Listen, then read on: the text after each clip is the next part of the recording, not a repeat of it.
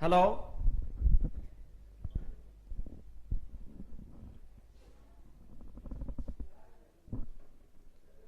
जल्दी से जुड़ जाइए आज।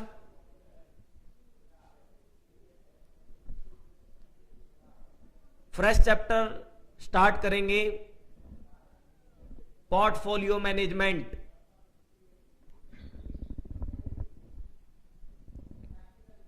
पोर्टफोलियो मैनेजमेंट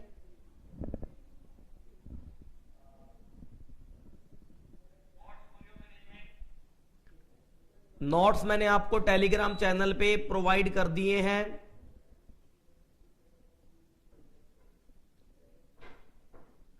टेलीग्राम चैनल से नोट्स डाउनलोड कर ले पोर्टफोलियो के और फटाफट जुड़ जाइए। आज एक मोस्ट इंपॉर्टेंट चैप्टर स्टार्ट होने जा रहा है एसएफएम का, जिसका नाम है पोर्टफोलियो मैनेजमेंट।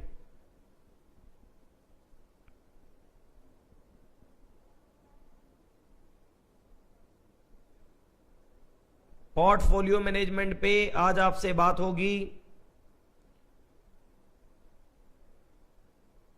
पोर्टफोलियो मैनेजमेंट पे आज आपसे बात होगी।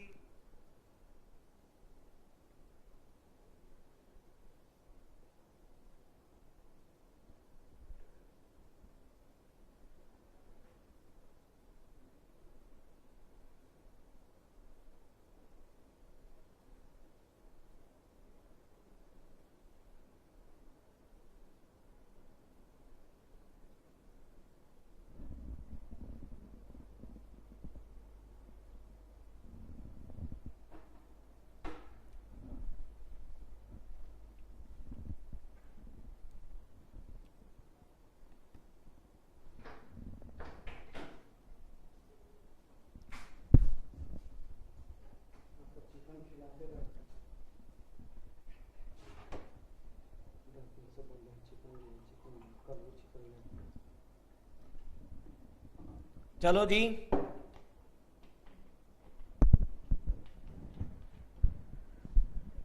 शुरुआत करते हैं।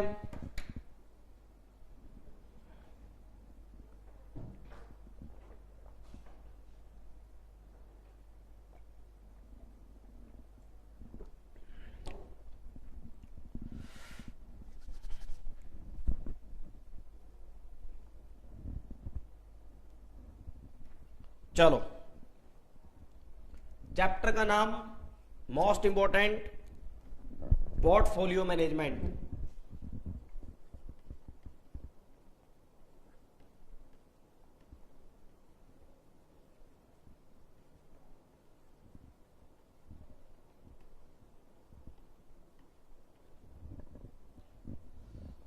पोर्टफोलियो मैनेजमेंट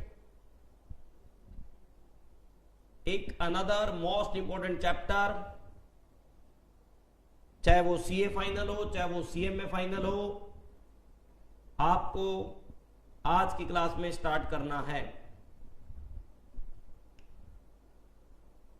देखो जरा, मैं आपको इस चैप्टर का थोड़ा ओवरव्यू प्रोवाइड करवा दूं, देन उसके बाद चैप्टर तो कंप्लीट करना है, कुछ भी छोड़ने की मेरी इच्छा नहीं है। आपको बस पेशेंस के साथ क्लास में बस जुड़े रहना है। हर एक टॉपिक उसके डेप्थ लेवल पे जाके आपसे डिस्कस होगा। एग्जाम वैसे भी पोस्टपोन हो चुके हैं आप सबके, तो टाइम है, डिटेल स्टडी करें, कंप्लीट स्टडी करें, सीखो जी ध्यान से। देखो दोस्तों, इस पोर्टफोलियो मैनेजमेंट का मतलब क्या है, उसके लिए मैं आपको बताता हूं। पोर्टफोलियो का एक सिंपल सा मतलब है group of securities, group of asset. Group of asset का मतलब, पोर्टफोलियो मैनेजमेंट ये कहता है कि एक इन्वेस्टर को अपना टोटल फंड किसी एक पर्टिकुलर एसेट में इन्वेस्ट नहीं करना चाहिए, उसे मोर देन वन एसेट्स में इन्वेस्ट करना चाहिए और मोर देन वन एसेट्स का जो ग्रुप है उसे ही हम पोर्टफोलियो कहते हैं। ऐसा पोर्टफोलियो चैप्टर क्यों कहता है कि एक जगह पैसा ना लगा के एक से ज्यादा जगह आप पैसा लगाएं, ऐसा क्यों? तो पोर्टफोलियो इसके पीछे रीजन देता है कि अगर आप अपना पैसा एक जगह इन्वेस्ट करेंगे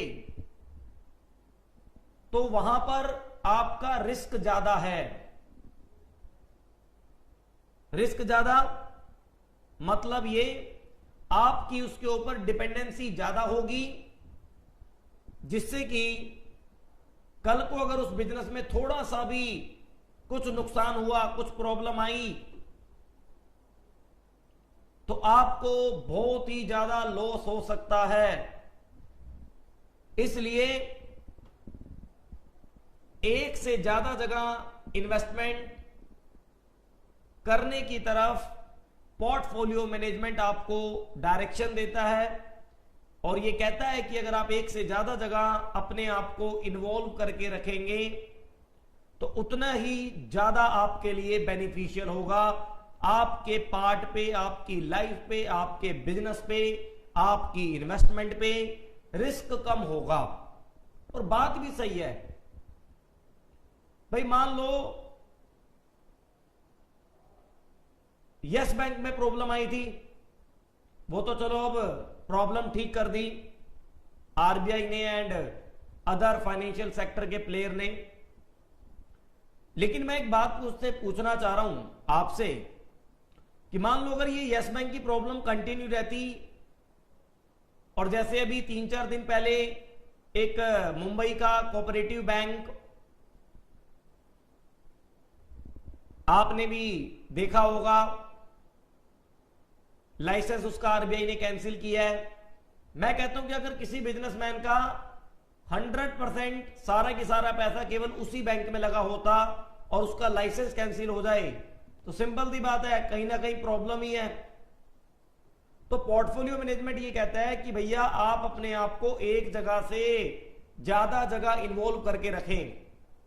देखो डोमिनोज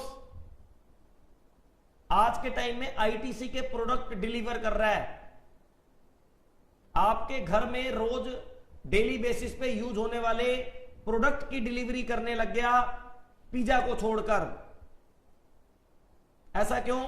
समझे इस बात को, क्योंकि डोमिनोज एक बड़ा ग्रुप है, हाई सैलरी का उसके ऊपर प्रेशर है और पिज्जा ड्यूरिंग द लॉकडाउन ज्यादा उसके डिलीवर हो नहीं रहे, तो उसने तुरंत एक डिसीजन लिया कि आईटीसी के प्रोडक्ट हम डिलीवर करेंगे, हमारे पास मैन पावर है।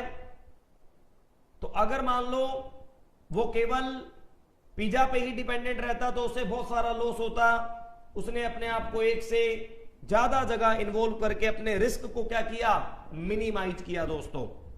तो चलो जी, बाकी तो धीरे धीरे आपको पढ़ाया जाएगा और आपसे बात भी की जाएगी। और मैं आपको एक बात और बता दूं, चाहे वो सीए फाइनल हो, चाहे इससे भी बड़ा लेवल हो, चाहे सीए में फाइनल से भी बड़ा लेवल हो, अगर इस धरती पे कोई चीज बनी है तो होगी वो आसानी।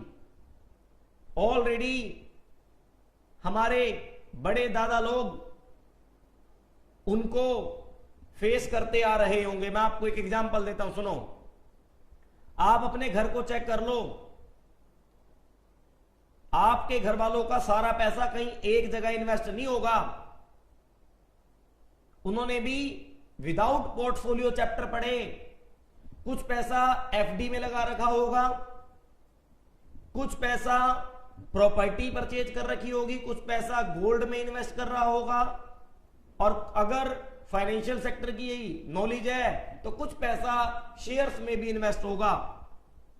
तो उन्होंने भी तो ये काम कर रखा है। इसका मतलब कहीं ना कहीं उनके दिमाग में भी चल रहा है कि यार एक जगह पैसा लगाने से हमें प्रॉब्लम हो सकती है। तो बस इस चैप्टर में हमें उसी ग्रुप की स्टडी करनी है, उसी पोर्टफोलियो की स्टडी करनी है और मोस्ट इंपोर्टेंट चैप्टर है। आप मेरे साथ लिखना स्टार्ट करें। सबसे पहले पॉइंट नंबर ए, सबसे पहले पॉइंट नंबर ए, पोर्टफोलियो के बारे में।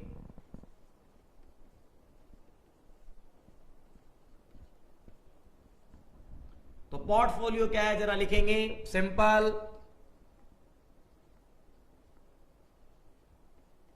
इट मीन्स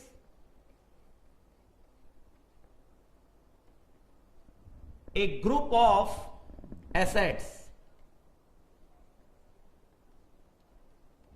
और हमारे एसएफएम के अंदर ये एसेट्स प्रॉपर्टी की तरफ ना जाके, गोल्ड की तरफ ना जाके, एक शेयर मार्केट से रिलेटेड है, सिक्योरिटी तक लिमिटेड है।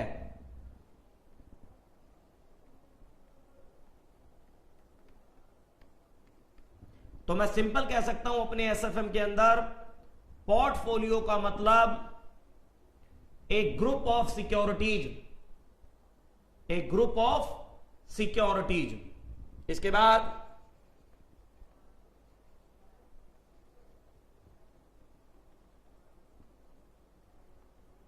द सिक्योरिटी में B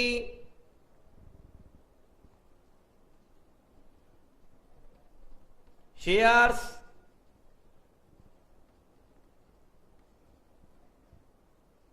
debenture comma bond comma unit of mutual fund, जो अभी अभी हमने चैप्टर खत्म किया है, यूनिट ऑफ म्यूचुअल फंड, और एनी अदर सिक्योरिटी, और एनी अदर सिक्योरिटी। ये आप बड़े ध्यान से चेक करें। सिंपल से शब्दों में मैंने आपसे बोला कि पोर्टफोलियो का मतलब है एक ग्रुप ऑफ सिक्योरिटीज, एक ग्रुप ऑफ सिक्योरिटीज। ये आप बड़े ध्यान से चेक कर सकते हैं। पोर्टफोलियो का सिंपल सा मतलब है एक ग्रुप ऑफ सिक्योरिटी। अब वो सिक्योरिटी दोस्तों कुछ भी हो सकती हैं, वो धीरे धीरे आपको पता चल जाएगा। अब इसके बाद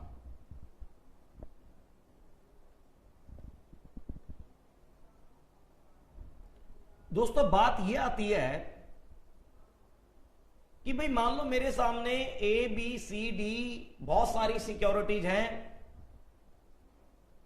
और मान लो सबसे ज्यादा सिक्योरिटी बी में रिटर्न ज्यादा है, तो मुझे अपना 100% पैसा वहां पर इन्वेस्ट कर देना चाहिए। लेकिन पोर्टफोलियो कहता है ऐसे में आपका रिस्क ज्यादा होगा। अगर आप अपने पैसों को एक जगह इन्वेस्ट करेंगे तो आपके पास रिस्क ज्यादा होगा। इसलिए पोर्टफोलियो का मेन ऑब्जेक्टिव रिटर्न को मैक्सिमाइज करना नहीं है। पोर्टफोलियो का मेन ऑब्जेक्टिव है कि रिटर्न का बेस्ट लेवल ध्यान में रखते हुए अपने रिस्क को क्या करना, मिनिमाइज करना।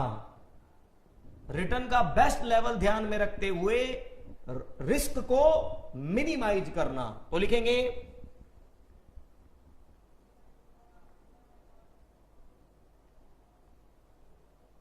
The objective of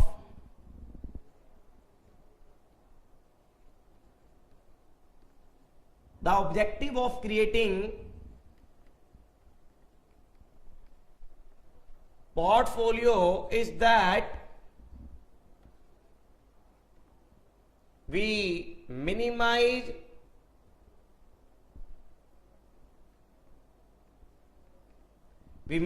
the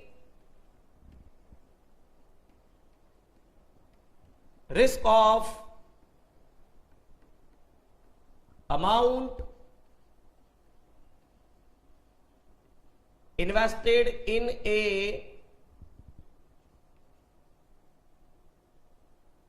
investment।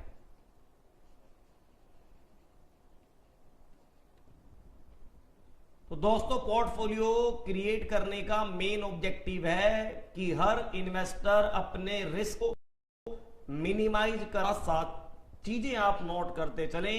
मैं सारी चीजें पूरे चैप्टर की एक एक बात आपको लिखवाऊंगा और बड़े आराम से सारे टॉपिक डिस्कस करेंगे, कंसेप्ट नोट डाउन करेंगे, समझेंगे। कॉपी जरूर मेंटेन करें, क्योंकि ये क्लासें कुछ टाइम के बाद मैं यूट्यूब से हटवा दूंगा।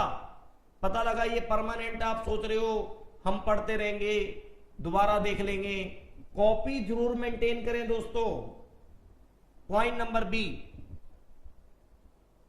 पॉइंट नंबर बी दोस्तों, बात आती है कि मुझे इस पोर्टफोलियो चैप्टर में कौन कौन से टॉपिक पढ़ने हैं। आपको बड़े ध्यान से देखना है जी, और चीजें कैसे आगे मूव करेंगी वो भी समझते हैं जी। देखो सर, ये जो चैप्टर है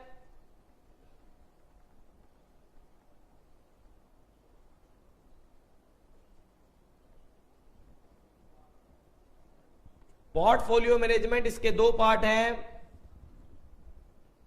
एक है थ्योरेटिकल डेवलपमेंट,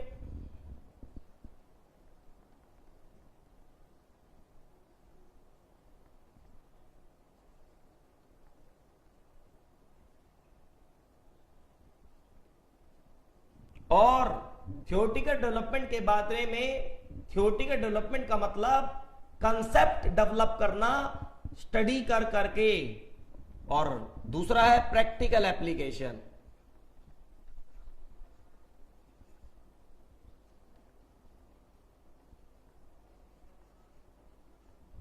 प्रैक्टिकल एप्लीकेशन का मतलब दोस्तों कि मार्केट में पोर्टफोलियो की नॉलेज रखकर उसे अप्लाई करना। तो आज के टाइम में एक बहुत बड़ी इंडस्ट्री जिसका चैप्टर भी आपने खत्म किया है, म्यूचुअल फंड। इसी म्यूचुअल फंड के अंदर जितनी भी इन्वेस्टमेंट होंगी वो सारी की सारी इन्वेस्टमेंट पोर्टफोलियो चैप्टर को पढ़ने के बाद, पोर्टफोलियो चैप्टर के कंसेप्ट समझने के बाद ही होंगी।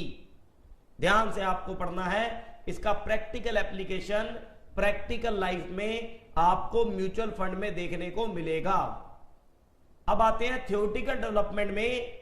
कहने का मतलब एसएफएम एग्जाम के लिए हमें कौन कौन से टॉपिक पढ़ने हैं जिससे कि हमें इन्वेस्टमेंट करने से रिलेटेड एक अच्छी नॉलेज हो सके एंड हम अपनी इन्वेस्टमेंट भी कर पाए, एंड प्रैक्टिकल लाइफ में अगर म्यूचुअल फंड में जॉब करने का मौका मिले तो वहां पर भी अपनी नॉलेज स्प्रेड कर पाए, दुनिया को सिखा पाए। उसके लिए कौन कौन से टॉपिक यहां पर हैं उन्हें जरा मैं आपके साथ डिस्कस करता हूं। देखो जी सर, इस थ्योरेटिकल डेवलपमेंट में सबसे पहले जो मुझे टॉपिक पढ़ना है उसका नाम है एमपीटी। एमपीटी फुल फॉर्म है मॉडर्न पोर्टफोलियो थ्योरी। अभी मैं जब टॉपिक वाइज डिस्कस करूंगा तो वो आपके सामने मेंशन होता जाएगा, आप बिल्कुल ना घबराएं। आज पहला टॉपिक यही स्टार्ट होगा, एमपीटी, जो कि मोस्ट इंपोर्टेंट है। यहां से क्वेश्चन आता ही आता है, मॉडर्न पोर्टफोलियो थ्योरी। लिखना चाहो यहां पर लिख लो, कोई दिक्कत नहीं है।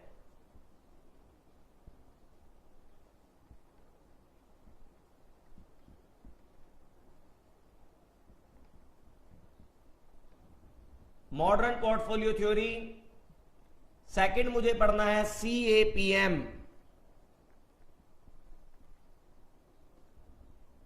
CAPM का मतलब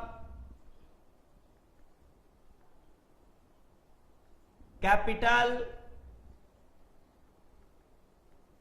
asset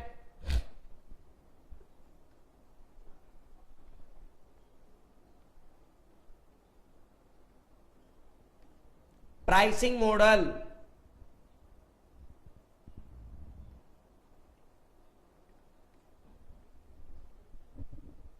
capital asset pricing model के बाद थर्ड टॉपिक मुझे यहां पर पढ़ना है APT.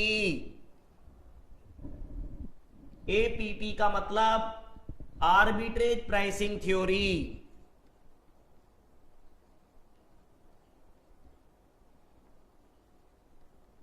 Arbitrage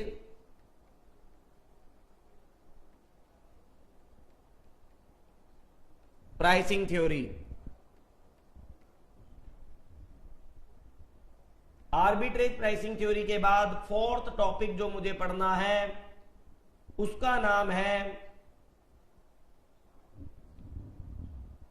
beta equity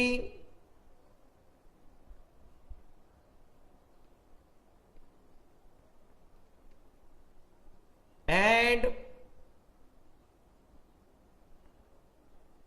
beta project. Beta equity and beta project.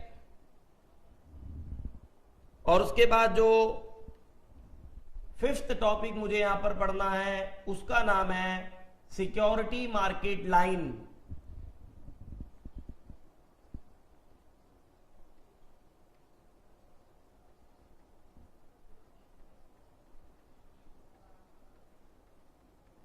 Short में हम इसे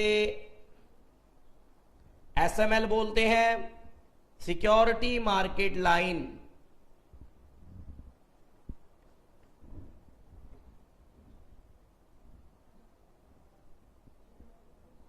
उसके बाद सिक्स्थ टॉपिक मुझे पढ़ना है सिक्योरिटी मार्केट लाइन के बाद कैपिटल मार्केट लाइन।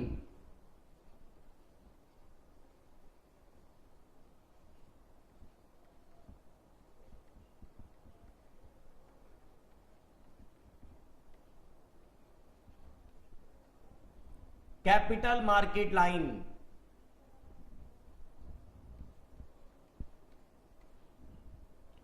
और कैपिटल मार्केट लाइन के बाद सेवंथ टॉपिक मुझे पढ़ना है जिसका नाम है कैरेक्टरिस्टिक लाइन।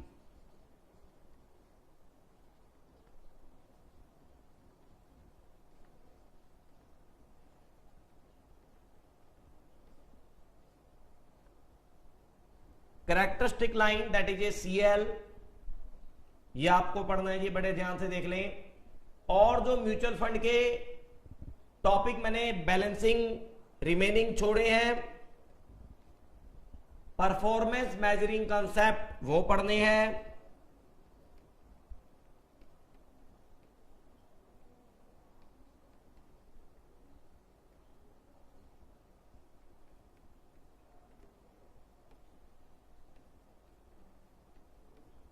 जो भी म्यूचुअल फंड के रिमेनिंग 5 मैंने आपको परफॉर्मेंस मेजरिंग कॉन्सेप्ट वहां पर लिखवाए थे उसको भी यहां पर पढ़ना है।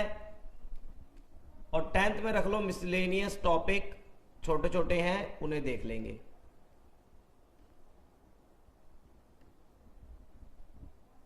तो ये हमारा पूरा एक स्टडी प्लान है जो आपको पोर्टफोलियो चैप्टर के लिए पढ़ना है। ये आप बड़े ध्यान से चेक कर लें, ये आप बड़े ध्यान से चेक कर लें। देन फिर हम एक एक करके सारे के सारे टॉपिक डिस्कस करते हैं, जिसमें हमारा फर्स्ट टॉपिक है दोस्तों, जिसमें हमारा फर्स्ट टॉपिक है मॉडर्न पोर्टफोलियो थ्योरी, एमपीटी। करें दोस्तों स्टार्ट। एक मोस्ट इंपॉर्टेंट चैप्टर है एसएफएम का ये।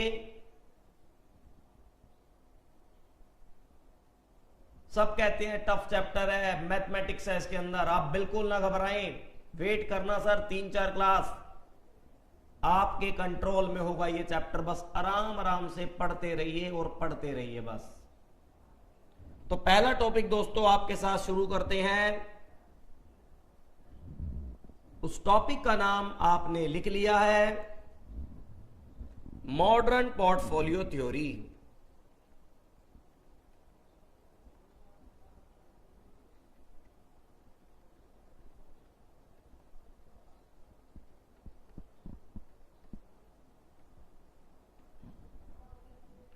मॉडर्न पोर्टफोलियो थ्योरी, एमपीटी,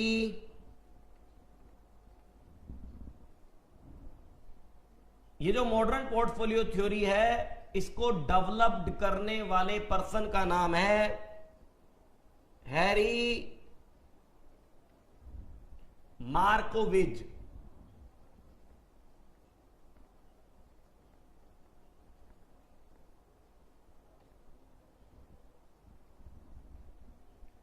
इसे डेवलप्ड करने वाले पर्सन का नाम है हैरी मार्कोविज। आप देखेंगे और इस थ्योरी को पढ़ने के बाद इस पर्सन के माइंड की तारीफ करेंगे कि क्या बंदे ने डेवलप किया है यार, क्या हमारे फाइनेंस में एनालिसिस प्रोवाइड किए हैं जिसकी वजह से इसका नाम मॉडर्न पोर्टफोलियो थ्योरी है। आपने इंटर एफएम में बहुत सारे चैप्टर देखे होंगे, अलग अलग एनालिसिस की अलग अलग थ्योरी डेवलप होती है। किसी का नाम ट्रेडिशनल होता है, किसी का नाम मॉडर्न होता है। आपने कैपिटल स्ट्रक्चर में भी देखा, बहुत सारे व्यू ऑफ थ्योरी आपको देखने को मिली, लेकिन इस चैप्टर में एक ही 100% कंप्लीट थ्योरी है जिसका नाम है मॉडर्न पोर्टफोलियो थ्योरी, और डेवलप करने वाले पर्सन का नाम है हैरी मार्कोविज। इसने हमें इन्वेस्टमेंट के ए से लेकर जेड तक सारे कंसेप्ट सिखाए कि एक पर्सन अगर इन्वेस्टमेंट करना शुरू करना चाहता है तो उसका पहला स्टेप क्या होगा और उसका लास्ट स्टेप क्या होगा, और इन बिटवीन क्या क्या उसे सावधानियां बरतनी चाहिए, वो सब कुछ इस थ्योरी के अंदर आपको देखने को मिलेगा। अगर मैं आपसे कहूं कि पोर्टफोलियो चैप्टर में 10 क्लासें लगेंगी, 10 दिन में ये चैप्टर खत्म होगा, तो आप समझ लेना 50% तो एमपीटी में ही लग जाएगा। मतलब 4 से 5 क्लास केवल एमपीटी खत्म करने में ही लगेंगी। मोस्ट इंपॉर्टेंट थ्योरी है, अक्सर यहां से क्वेश्चन एग्जाम में आता है, इसलिए इस थ्योरी को डे 1 से लेकर लास्ट कंप्लीशन तक बड़े ध्यान से पढ़ेंगे। मॉडर्न पोर्टफोलियो थ्योरी स्टार्ट करते हैं। देखो जी,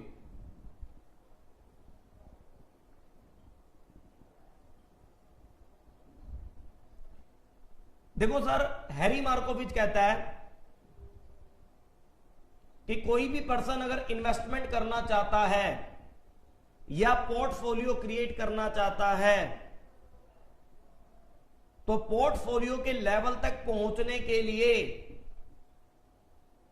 उसको अपने मन में 2 क्वेश्चन अराइज करने होंगे एंड कंप्लीट पोर्टफोलियो क्रिएट करने से पहले उन 2 क्वेश्चनों का सही आंसर ढूंढना होगा। यह कहती है मॉडर्न पोर्टफोलियो थ्योरी कि कोई भी पर्सन पोर्टफोलियो डेवलप करने से पहले अपने मन में 2 क्वेश्चन रेज करे। कौन कौन से? देखो जी, क्वेश्चन नंबर 1, हैरी मार्कोविच कहता है कि आपको क्वेश्चन नंबर 1 अपने माइंड में यह लेके आना है कि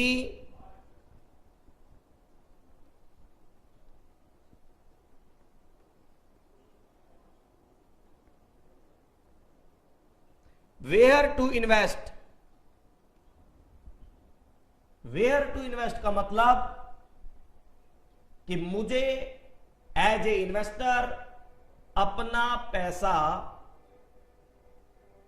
कहां कहां पर इन्वेस्ट करना है। वेयर टू इन्वेस्ट, ध्यान से देखना कि मुझे अपना पैसा कहां कहां इन्वेस्ट करना है।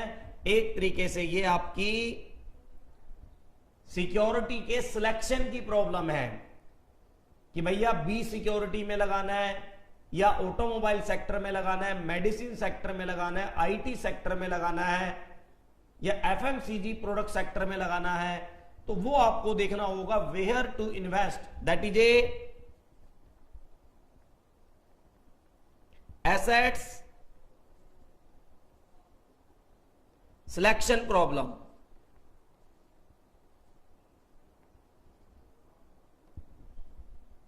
तो कोई दिक्कत नहीं, एसेट का सिलेक्शन कैसे होगा, किन किन के अंदर मुझे पैसा लगाना है, इसका आंसर कैसे मिलेगा, ये मैं अभी थोड़ी देर में आपको बताऊंगा। लेकिन बेसिकली क्वेश्चन 1 का हमें ये आंसर ढूंढना है कि भैया किन के अंदर पैसा लगाना है, ए बी सी डी के अंदर या सी डी ई के अंदर, किन सिक्योरिटी के अंदर पैसा लगाना है, that is A asset selection problem है, वेयर टू इन्वेस्ट। फिर हैरी मार्कोविच कहता है अगर कोई इन्वेस्टर इस बात का आंसर ढूंढ ले, इस बात का क्वेश्चन का आंसर ढूंढ ले कि पैसा लगाना कहां है, तो दूसरा क्वेश्चन उसको अपने माइंड में डेवलप करना पड़ेगा कि हाउ मच। दूसरा क्वेश्चन वो अपने माइंड में डेवलप करे, हाउ मच। हाउ मच का मतलब कितना कितना पैसा लगाना है। भाई मान लो मेरे पास 100 रुपए हैं, मेरे को क्वेश्चन नंबर 1 में पता लगा कि भैया 4 सिक्योरिटी में पैसा लगाना है।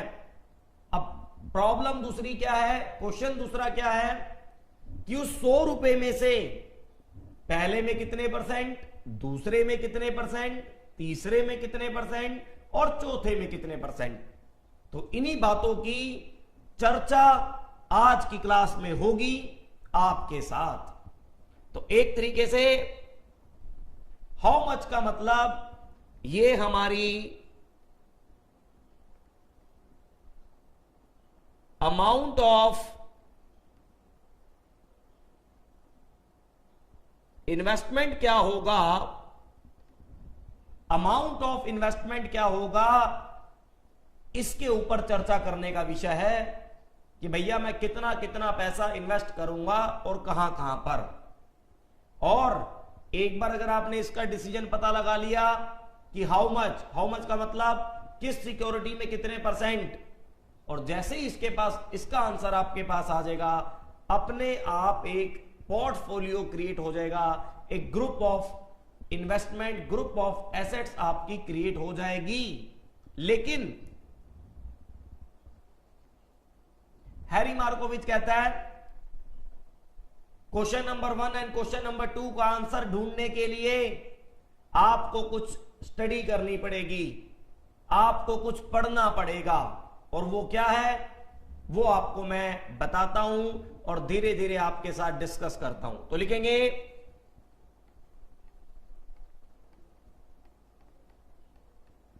The answers of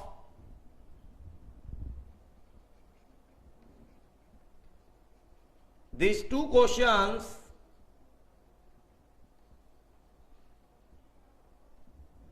the answers of these two questions will be provided on the basis of risk and return. बहुत खूबसूरती से, बहुत ही खूबसूरती से मॉडर्न पोर्टफोलियो थ्योरी मूव कर चुकी है 2 टॉपिक के ऊपर। एक का नाम है रिस्क और दूसरे का नाम है रिटर्न। कहता है चाहे पैसा वेयर टू इन्वेस्ट का हो या अमाउंट की बात हो, दोनों ही केस में आपका आंसर मिलेगा रिस्क एंड रिटर्न के बेसिस पे। जब हम मार्केट में एसेट्स की खोज करने निकलेंगे, सिक्योरिटी की खोज करने निकलेंगे कि मार्केट में बहुत सारी सिक्योरिटी अवेलेबल है, मुझे किस किस सिक्योरिटी में पैसा लगाना चाहिए, उसके लिए सबसे पहले आपको वेयर टू इन्वेस्टमेंट का आंसर ढूंढने के लिए पढ़ना पड़ेगा उस मार्केट में अवेलेबल जितनी भी सिक्योरिटीज हैं उन सबके रिस्क एंड रिटर्न के बारे में, उन सबके रिस्क एंड रिटर्न के बारे में। एंड जब रिस्क और रिटर्न के बेसिस पे आपको यह पता लग जाए कि मुझे किन 2 या 4 या 3 सिक्योरिटी में पैसा लगाना है, देन फिर आपको हाउ मच के क्वेश्चन का आंसर ढूंढना है। और हाउ मच का मतलब कितने कितने वेट होंगे, कितना कितना परसेंट होगा, ये आपको डिसाइड करना होगा दोस्तों। और ध्यान से सुने, इस अमाउंट ऑफ इन्वेस्टमेंट का मतलब है मुझे पोर्टफोलियो का रिस्क, एक पोर्टफोलियो की रिटर्न के बारे में सीखना होगा। कहने का मतलब इस एमपीटी के अंदर 4 टॉपिक निकल के आते हैं। अगर मैं इन सारी बातों को डिस्कस करूं, वो मेरे साथ आप नोट में लिख लें। It means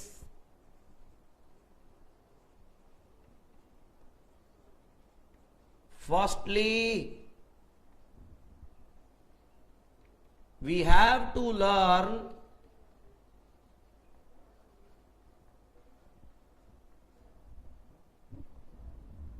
number 1,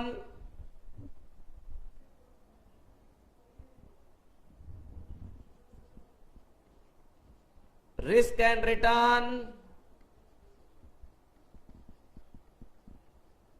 of risk and return of individual security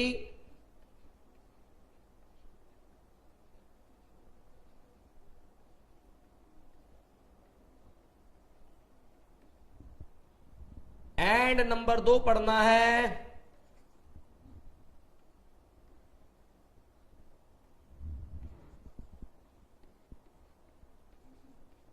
risk and return of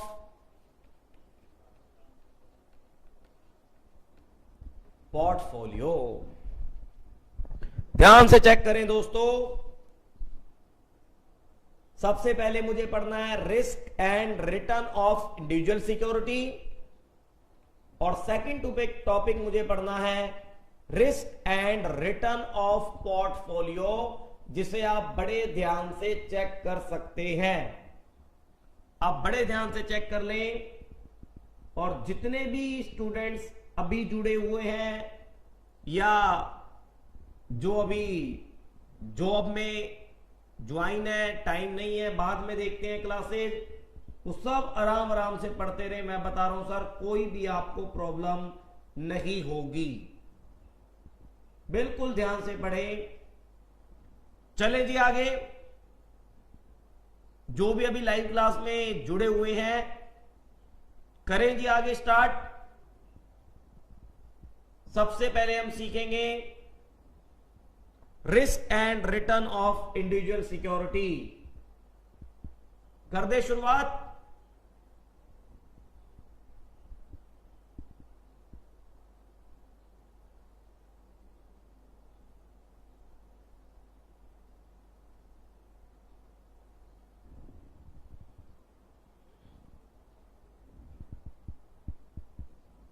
चलो जी, अभिषेक जी कह रहे हैं कर दो जी।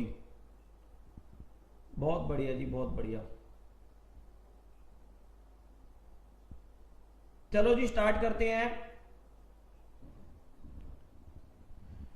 सबसे पहले हमें पढ़ना है first topic, risk and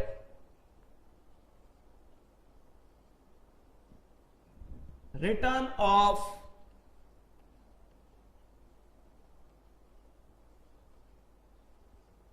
individual security.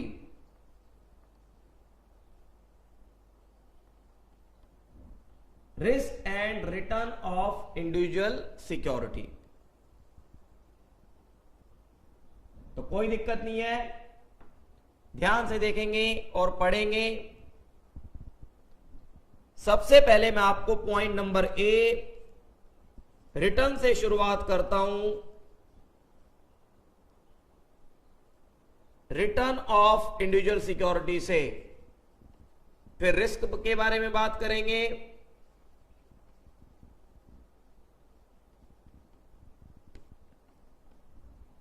Return of individual security से शुरुआत करते हैं। रिटर्न ऑफ इंडिविजुअल सिक्योरिटी, देखो दोस्तों, कोई भी इन्वेस्टर जो ये डिसीजन लेगा कि मुझे किस सिक्योरिटी में पैसा लगाना चाहिए, वो किस रिटर्न के बेसिस पे ये डिसीजन लेगा, किस परसेंटेज ऑफ रिटर्न के बेसिस पे ये डिसीजन लेगा, वो मुझे आपको सिखाना है। देखो दोस्तों, एक बात समझ लेना, अभी मैं ये डिसीजन लेने जा रहा हूं कि मुझे किस सिक्योरिटी में पैसा इन्वेस्ट करना है, ठीक है जी। तो इसका मतलब एक्चुअल में जो रिटर्न मिलेगी वो तो इन्वेस्टमेंट करने के बाद मिलेगी। अभी तो मुझे वो एस्टिमेटेड रिटर्न फाइंड आउट करनी है जिसको बेस बनाकर मैं ये डिसीजन ले पाऊं कि मुझे किस सिक्योरिटी में पैसा लगाना चाहिए और किस सिक्योरिटी में पैसा नहीं लगाना चाहिए। तो रिटर्न ऑफ इंडिविजुअल सिक्योरिटी के अंदर क्या होगा, मैं आपसे बात करता हूं, बड़े ध्यान से देखें।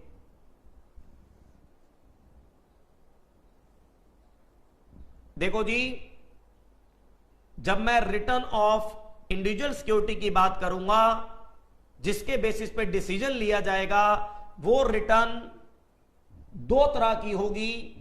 मैं आपसे बात करता हूं, नंबर 1 फर्स्ट होगी हिस्टोरिकल रिटर्न।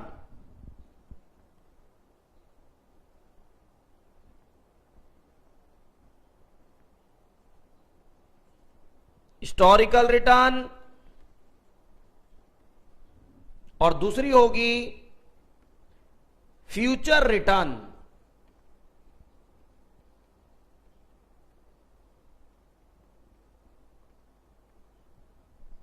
दूसरी होगी आपकी future return. Simple. Historical return का क्या मतलब है, फ्यूचर रिटर्न का क्या मतलब है, यह समझना है आपको। सिंपल है, जो कैलकुलेशन हिस्टोरिकल डाटा के बेसिस पे होगी उसे हिस्टोरिकल रिटर्न बोलेंगे, और जो कैलकुलेशन फ्यूचर डाटा के बेसिस पे होगी हम उसे फ्यूचर रिटर्न बोलेंगे। दैट इज ये होगी on the basis of past information, और future return simple on the basis of future information.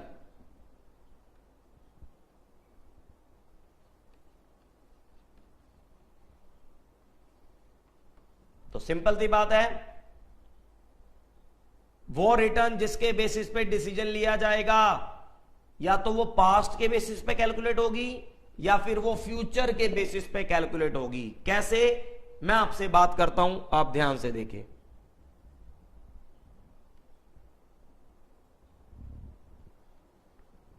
कहता है जो भी रिटर्न आप चेक करेंगे और देखेंगे इस चैप्टर के अंदर, पूरा की पूरा चैप्टर स्टैटिक्स है। ये जो आप मैथ के अंदर स्टैट्स पढ़ते हैं ना, स्टैट्स, पूरा चैप्टर ये वही है। लेकिन एज ए फाइनेंस मैं आपको ये कभी इस चैप्टर में फील नहीं होने दूंगा कि मैं स्टैटिक्स पढ़ा रहा हूं आपको। इतनी जबरदस्त कंसेप्चुअल नॉलेज इस चैप्टर के अंदर छुपी हुई है। आपको बस थोड़ा सा पेशेंस बनाए रखना है, आराम आराम से पढ़ते जाएं और देखना ये चैप्टर भी एकदम 100% कंट्रोल में आएगा और सारे स्टडी मटेरियल के क्वेश्चन एक एक हमसे सॉल्व होंगे। बस आपको पढ़ना है और एग्जाम देना है जी। देखो जी सर, जो रिटर्न पास्ट के बेसिस पे कैलकुलेट होगी उसे हम यहां पर अकॉर्डिंग टू स्टैटिक्स बोलते हैं average return. Average return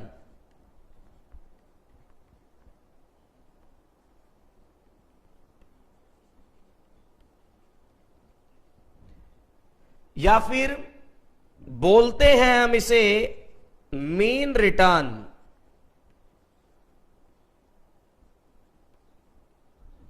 average return बोलो, मीन रिटर्न बोलो, ये आपको समझना है। और हम इसे आर बार से डिनोट करते हैं, ये भी आप बड़े ध्यान से चेक कर लें, आर बार। और जो रिटर्न फ्यूचर के बेसिस पे कैलकुलेट होगी दोस्तों, हम उसे बोलते हैं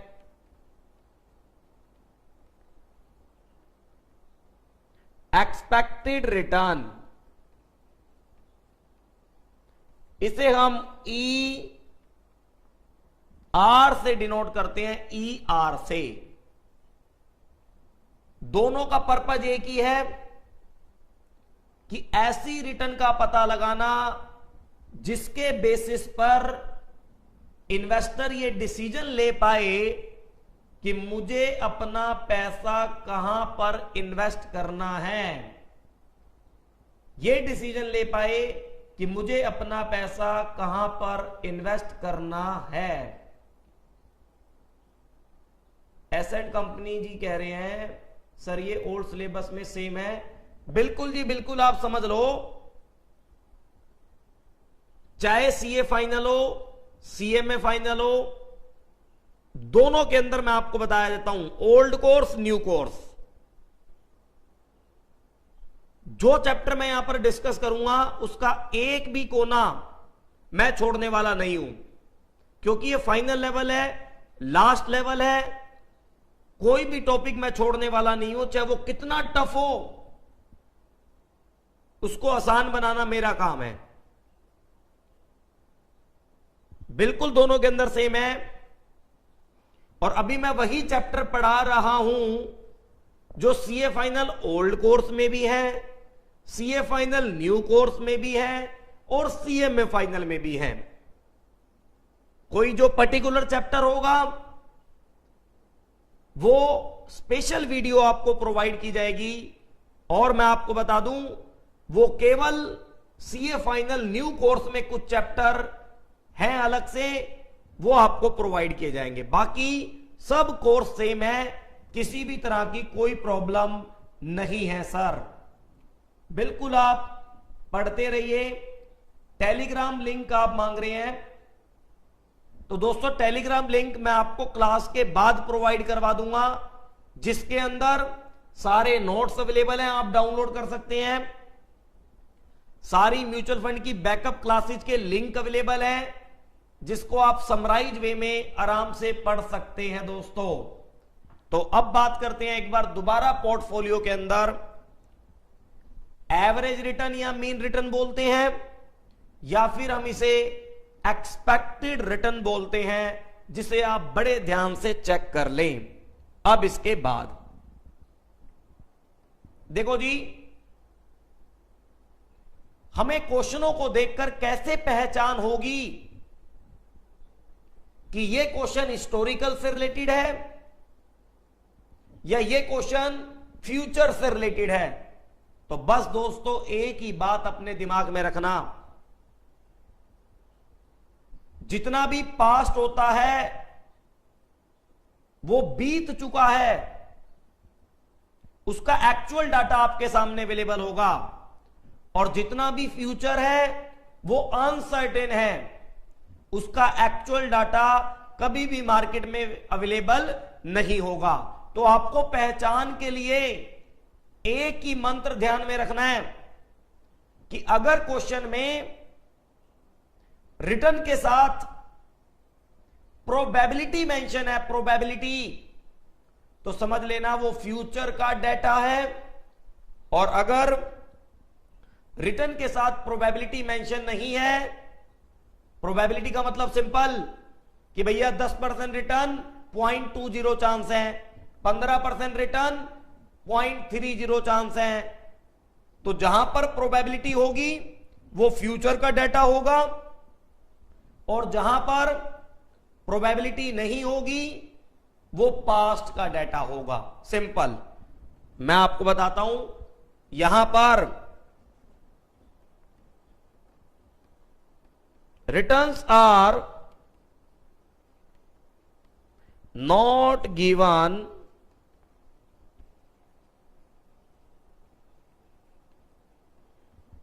with their probability.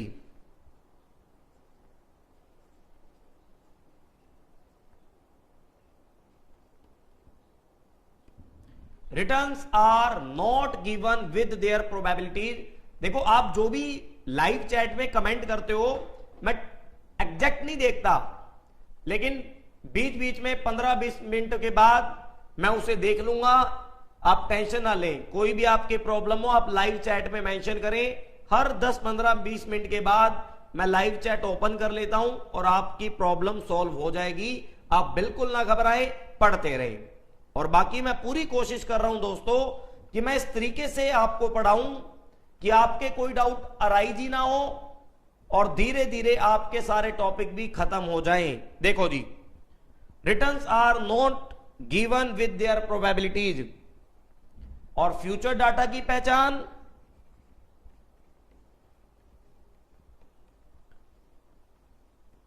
Returns are given with their probabilities. अभी भी एग्जाम्पल से बात कर लेते हैं।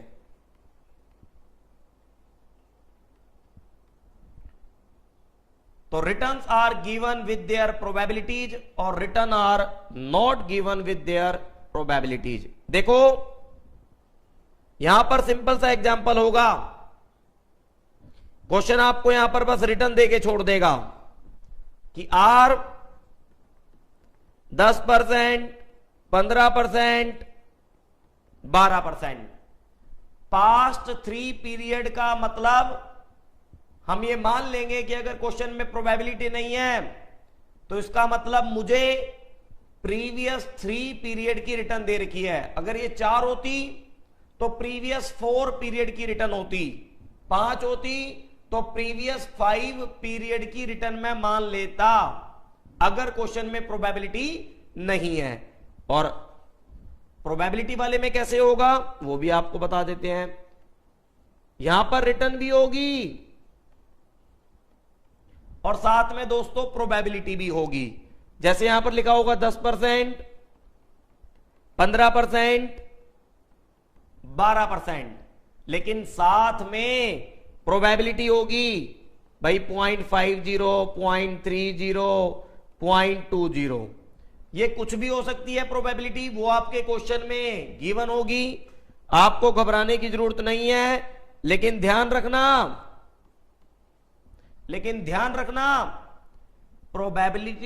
प्रोबेबिलिटी का टोटल हमेशा इक्वल टू क्या होगा दोस्तों? 1 होगा। प्रोबेबिलिटी का टोटल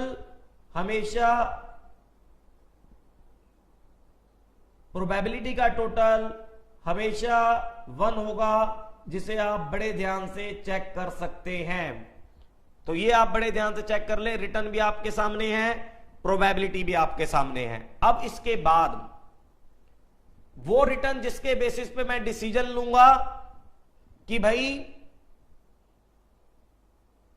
मुझे पैसा इन्वेस्ट करना है या पैसा इन्वेस्ट नहीं करना, ये जरा आपको सीखना है दोस्तों। अब देखो, मैं आपको एवरेज रिटर्न निकालना सिखाता हूं और एक्सपेक्टेड रिटर्न भी निकालना सिखाता हूं।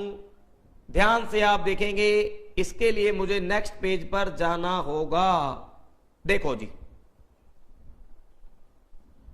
अगर मैं आपसे बात करूं आर बार निकालने का फॉर्मूला,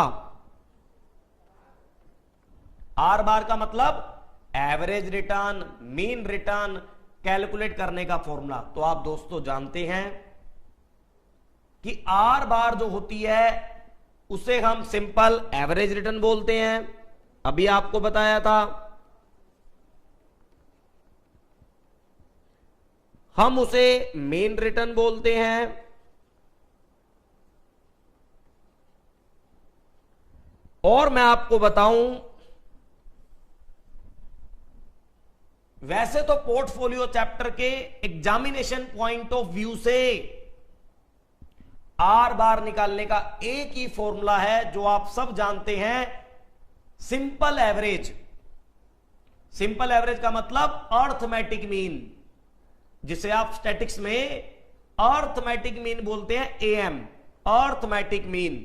लेकिन as a practical knowledge, as a mutual fund industry knowledge, मैं यहां पर आपको दो फॉर्मूले बताऊंगा और उनके बीच में कंपैरिजन भी आपको बताऊंगा कि किस वजह से ये दो फॉर्मूले हमको पढ़ने की जरूरत है। लेकिन अभी थोड़ी देर में एक नोट आपको मेंशन करवा दूंगा कि एग्जाम में बस एक ही फॉर्मूला हमेशा यूज होता है और उसका रीजन क्या है वो भी आपको देखने को मिलेगा। तो मेरे पास नंबर 1 है एएम। एएम का मतलब अर्थमेटिक मीन, और दूसरा है जीएम। जीएम का मतलब ज्योमेट्रिक मीन, लेकिन एग्जाम में हमेशा अर्थमेटिक मीन यूज होता है एवरेज निकालने के लिए। ऐसा क्यों, वो मैं आपके साथ अभी डिस्कस करूंगा, आप सीखेंगे ध्यान से। सर देखो, अर्थमेटिक मीन से आर बार निकालने का फॉर्मूला है सिंपल, जितनी भी रिटर्न आपको पास्ट पीरियड की दे रखी हो, आप क्या करना, R1, R2 ऐसे करते करते Rn,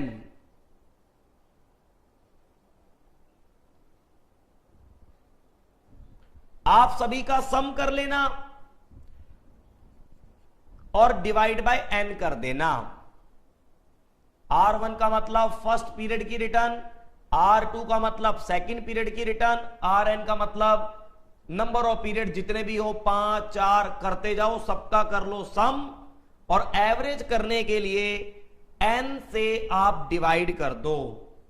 एवरेज करने के लिए n से आप उसे डिवाइड कर दो, ये आपको बड़े ध्यान से चेक कर लेना है।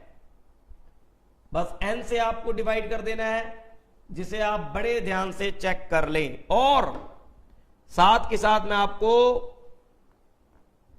ज्योमेट्रिक मीन से भी आर बार निकालने का फॉर्मूला नोट डाउन करवा देता हूं, लेकिन अभी थोड़ी देर में आपको समझ आ जाएगा कि क्या वजह है जो हमें थोड़ा बहुत इसके बारे में पढ़ना है।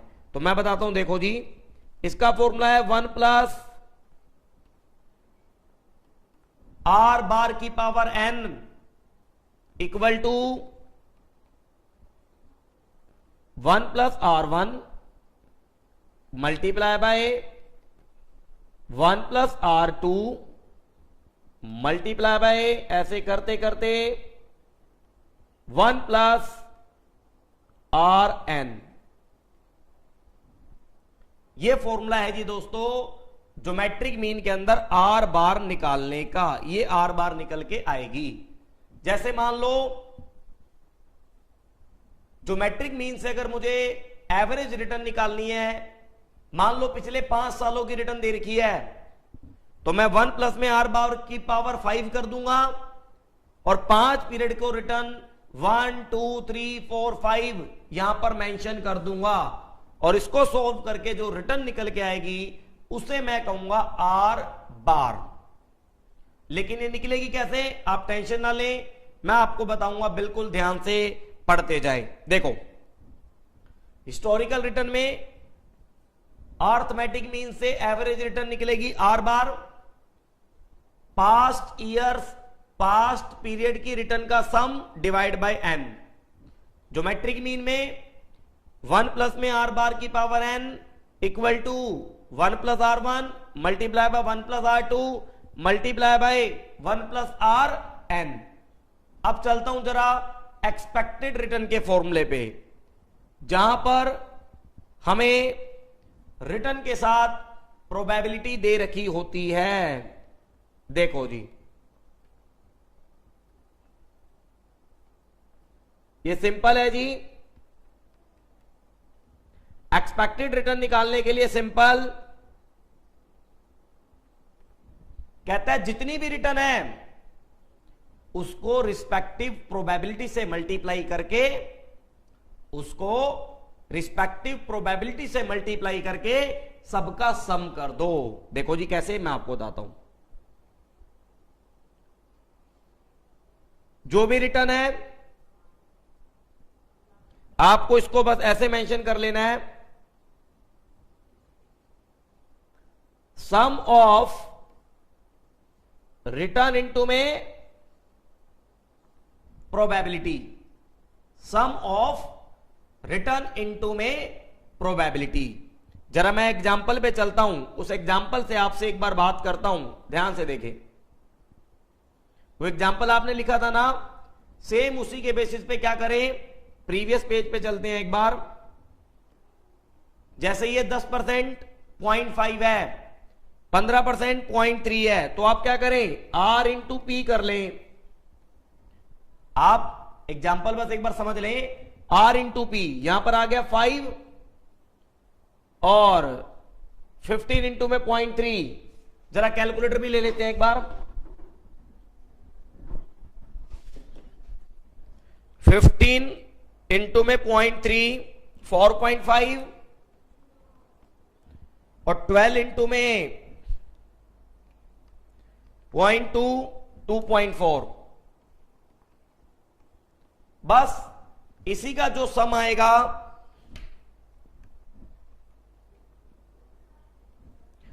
2.4 प्लस 4.5 प्लस 5, तो ये आ गया 11.9%। दोस्तों यही मेरी ER है, यही मेरी एक्सपेक्टेड रिटर्न है। एक्सपेक्टेड रिटर्न का मतलब कि अगर हम किसी इन्वेस्टमेंट में पैसा लगाते हैं तो ऑन एन एवरेज हमें कितने % की रिटर्न मिल सकती है। तो ये तो एक्सपेक्टेड रिटर्न हो गया सिंपल। और यहीं पर अगर मुझे अर्थमेटिक मीन निकालना है तो तीनों रिटर्न का सम करो और डिवाइड बाय 3 कर दो, और कुछ भी आपको करने की जरूरत नहीं है। लेकिन एक छोटी सी बात हो रहा है, देन फिर आपसे बात करते हैं, आप समझे।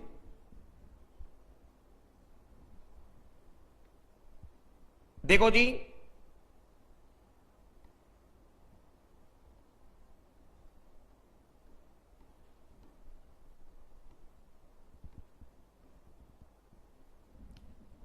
सर चाहे रिटर्न एवरेज हो आर बार चाहे ER हो, दोनों का एक ही पर्पज है। ये वो रिटर्न है जिसके बेसिस पे इन्वेस्टर डिसीजन लेगा कि मुझे इन्वेस्ट करना है या इन्वेस्ट नहीं करना। तो सिंपल, पास्ट ईयर की रिटर्न है तो सम करके n से डिवाइड कर दो। रिटर्न के साथ प्रोबेबिलिटी है तो प्रोबेबिलिटी से मल्टीप्लाई करके सम कर दो। अब इसके बाद एक बात आती है, वो बात क्या समझेंगे। ये जो R1 R2 R3 Rn की बात हो रही है, ये क्या है जी, ये रिटर्न क्या है, इसके बारे में दोस्तों आपको समझना है कि ये रिटर्न कहां से आई, कैसे कैलकुलेट हुई, क्या है ये, वो जरा आप समझें। देखो जी, तो आपको इसके बारे में समझना है, मैं आपको समझाता हूं। तो इसके लिए हम हेडिंग डाल लेते हैं,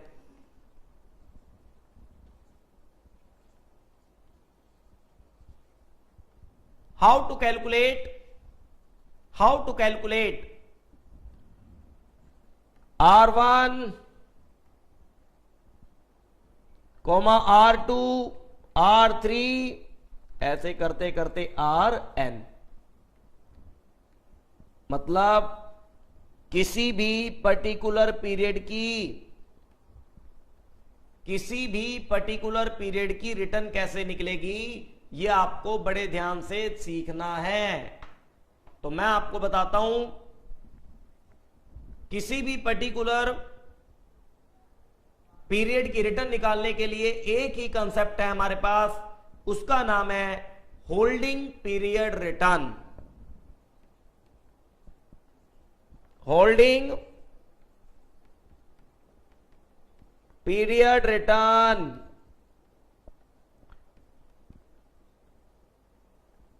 HPR, holding period return. Holding period का मतलब जिस भी पीरियड की कैलकुलेट करना चाहते हैं, आप इस फॉर्मूले का यूज करके उस पीरियड की रिटर्न निकाल सकते हैं। फॉर्मूला क्या है जरा देख लो।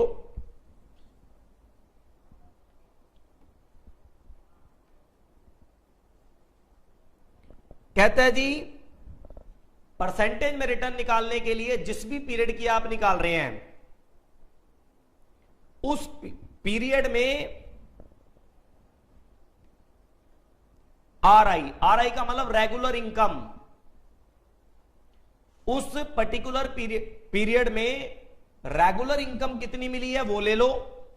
भाई रेगुलर इनकम का मतलब डिवेंचर है तो इंटरेस्ट, शेयर है तो डिविडेंड, जो आप देख सकते हैं, और प्लस P1 माइनस P0 करके डिवाइड बाय P0 इंटू में 100 करके आप परसेंटेज में रिटर्न निकाल सकते हैं। P1 का मतलब जिस पीरियड की रिटर्न निकाल रहे हो उसका क्लोजिंग प्राइस, और P0 का मतलब जिस पीरियड की रिटर्न आप फाइंड आउट कर रहे हो उसका बिगिनिंग प्राइस। यह आपको बड़े ध्यान से चेक करना है। अब यहां पर एक नोट लिख लो, नोट नंबर 1। ये जो होल्डिंग पीरियड है, नोट नंबर 1 लिख लो।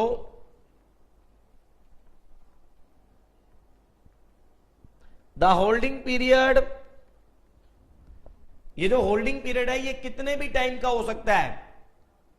इस फॉर्मूले से आप 3 महीने की रिटर्न भी एक निकाल सकते हो, 1 मंथ की भी निकाल सकते हो, 1 ईयर की भी, 2 ईयर की भी।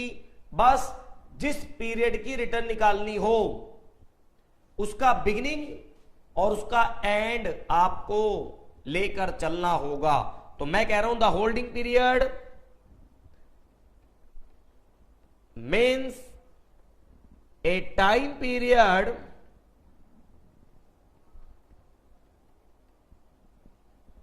for which the investor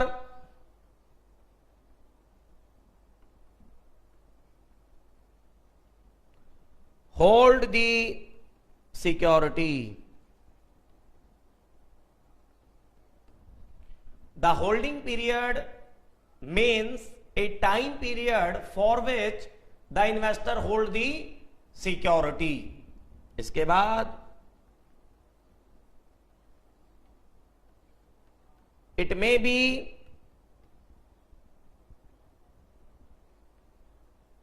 one year, comma less than 1 year,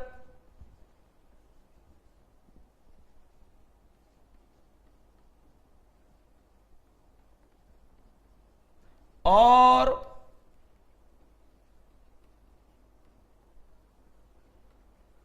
more than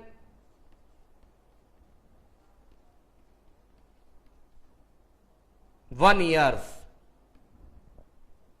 ठीक है जी, ये 1 ईयर भी हो सकता है, 1 ईयर से ज्यादा भी हो सकता है, 1 ईयर से कम भी हो सकता है, कोई दिक्कत नहीं है। और इसके बारे में कहना है कि अगर कुछ ना कह रखा हो, if nothing specified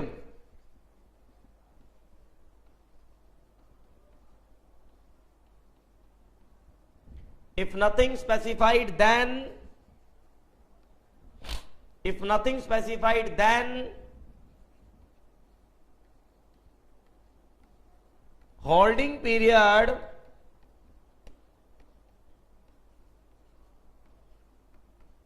is always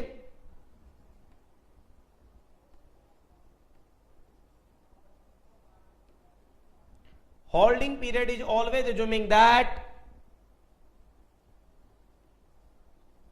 equal to 1 year. कोई भी आपको परेशानी लेने की जरूरत नहीं है। जिस भी पीरियड की रिटर्न आप निकाल रहे हो, बड़े आराम से उस पीरियड की रिटर्न निकाल सकते हो। एक एग्जांपल से आपसे बात करते हैं, और ये हमने म्यूचुअल फंड में भी देखा था दोस्तों। ये T0, ये मान लो T1 है। यहां पर मान लो मेरा प्राइस 100 रुपए है, यहां पर मान लो मेरा प्राइस 105 है। इन बिटवीन कहीं पर भी डिविडेंड मान लो मुझे 3 रुपए मिल रहा है। तो अगर मुझे इस पीरियड की रिटर्न निकालनी है तो रिटर्न होगी सिंपल,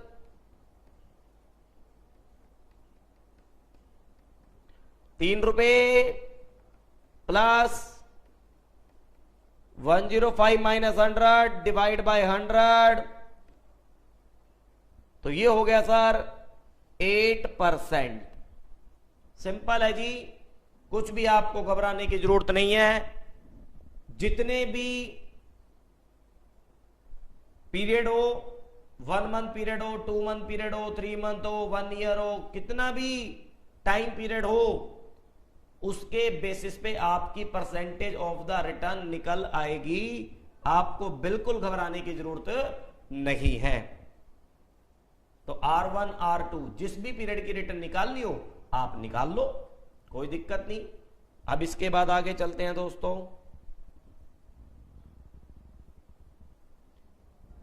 अब मैं आपको एक छोटे से एग्जांपल से सिखाता हूं कि ये ज्योमेट्रिक मीन और अर्थमेटिक मीन क्या कंसेप्ट है। डिटेल स्टडी आपके साथ डिस्कस करते हैं, ध्यान से फोकस करेंगे। देखो जी, डिटेल स्टडी आपके साथ डिस्कस करते हैं, आप ध्यान से देखें एक एग्जांपल से जी। इस एग्जांपल में आपको यह सीखने को मिलेगा कि एग्जाम के अंदर क्यों अर्थमेटिक मीन मुझे हमेशा यूज करना है। कि भैया एवरेज रिटर्न निकालने के लिए क्यों हमेशा हमें रिटर्न का सम और डिवाइड बाय n करना है, ये आप बड़े ध्यान से चेक कर सकते हैं। ध्यान से देखो दोस्तों, चीजें बिल्कुल क्लियर होंगी। इस एग्जाम्पल पे थोड़ा सा आपको ध्यान देना है। देखो जी, मैं एक रिलायंस का एग्जाम्पल लेता हूं सिंपल। RIL रिलायंस कंपनी का एक मान लो कोई शेयर है, और आपसे बात करते हैं, यहां पर मान लो मुझे ओपनिंग और यहां पर मान लो मुझे क्लोजिंग प्राइस गिवन है, और यहां पर मान लो मैं रिटर्न की बात करता हूं आपके साथ। मान लो मंथली है, ये जनवरी मान लेते हैं। जनवरी में ध्यान से समझना, कोई चीज अगर 50 रुपए की थी जनवरी के बिगिनिंग में, ओपनिंग में, मैं मान लिया वो जनवरी के एंड होते होते 100 रुपए की हो गई, और किसी भी तरह का कोई रेगुलर इनकम डिविडेंड नहीं है, मैं मान लेता हूं। जनवरी के बाद फरवरी, और हमने सीखा है कि जनवरी का जो क्लोजिंग होगा, जनवरी का जो क्लोजिंग होगा वो अपने आप फरवरी का ओपनिंग एंड बिगिनिंग बन जाएगा। और मैं मान लेता हूं दोबारा प्राइस 50 रुपए पे चला गया, डिविडेंड रेगुलर इनकम कुछ भी नहीं है। तो दोस्तों, मैं आपसे यहां पर एक सवाल पूछता हूं पहले सिंपल, कि जनवरी मंथ की रिटर्न क्या होगी परसेंटेज में, आप मुझे कमेंट करके बताएं। सबकी सबको बताना है। जनवरी एंड फरवरी की परसेंटेज में रिटर्न क्या होगी? आप मुझे बताओ, अपने होल्डिंग पीरियड फॉर्मूले को यूज करके बताओ, जनवरी एंड फरवरी की रिटर्न क्या होगी परसेंटेज में? आप बताएं जी जरा।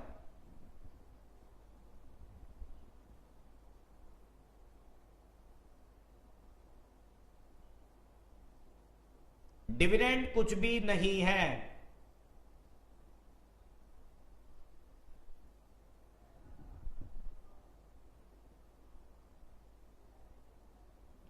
बताओ जी।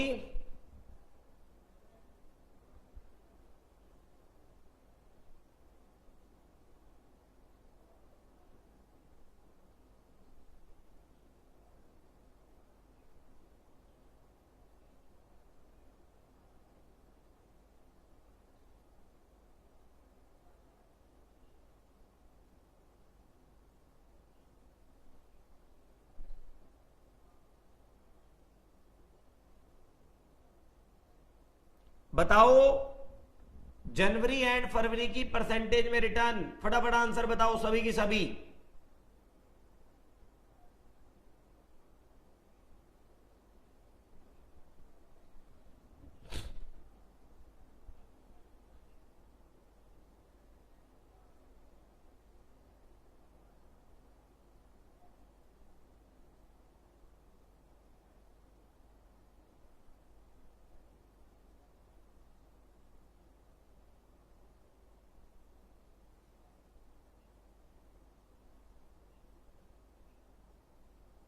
कैलकुलेटर यूज करो यार।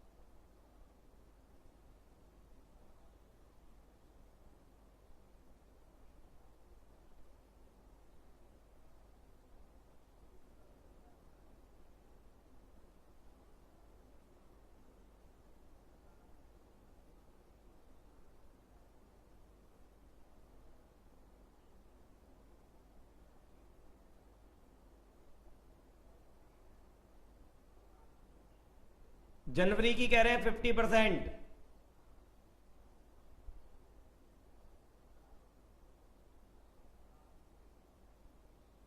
जनवरी की 50% चेक करते हैं, फॉर्मूला लगाते हैं। देखो फॉर्मूला होता है P1 minus P0, 100 minus 50 divide by 50 into में 100। तो सर जनवरी की 50% थोड़ी हुई, जनवरी की तो 100% हो गई। ध्यान से चेक करो, चेक करो, चेक करो सारे।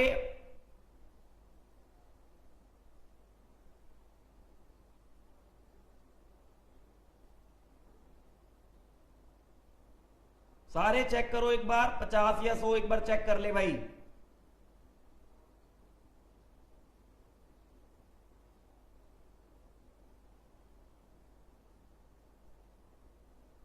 ध्यान से बताओ मुझे, 50% या 100%?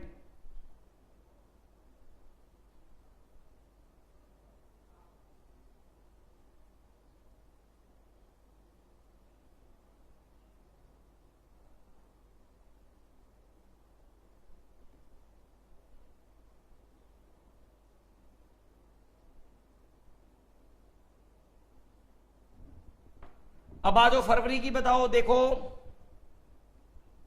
फरवरी की होगी 50 minus 100 divide by 100 into 100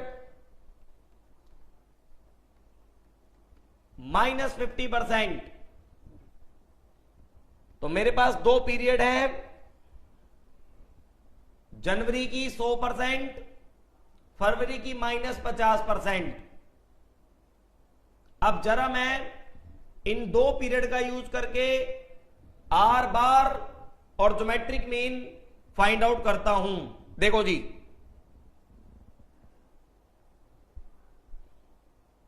are bar M से निकालते हैं अर्थमेटिक मीन से। तो हमने फॉर्मूला सीखा है R1 plus R2 divide by 2। तो R1 है 100%, R2 है मेरी -50% डिवाइड बाय 2। तो ये हो गया ऊपर 50% डिवाइड बाय 2, तो ये आ गई सर 25%। एवरेज आ गई बाय यूजिंग अर्थमेटिक मीन 25%। ध्यान से आप देखें 25%। अब आगे आप ध्यान से देखो, जनवरी में कोई 50 रुपए का प्राइस था, फरवरी के एंड में भी 50 है,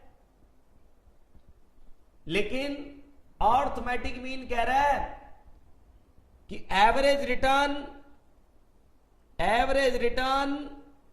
25% है मंथली।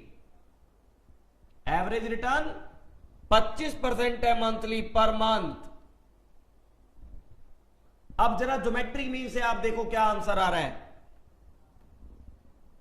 मैं आर बार ज्योमेट्रिक मीन से निकालता हूं। फॉर्मूला है 1 प्लस में आर बार की पावर n 1 प्लस R1 और मल्टीप्लाई बाय 1 प्लस R2।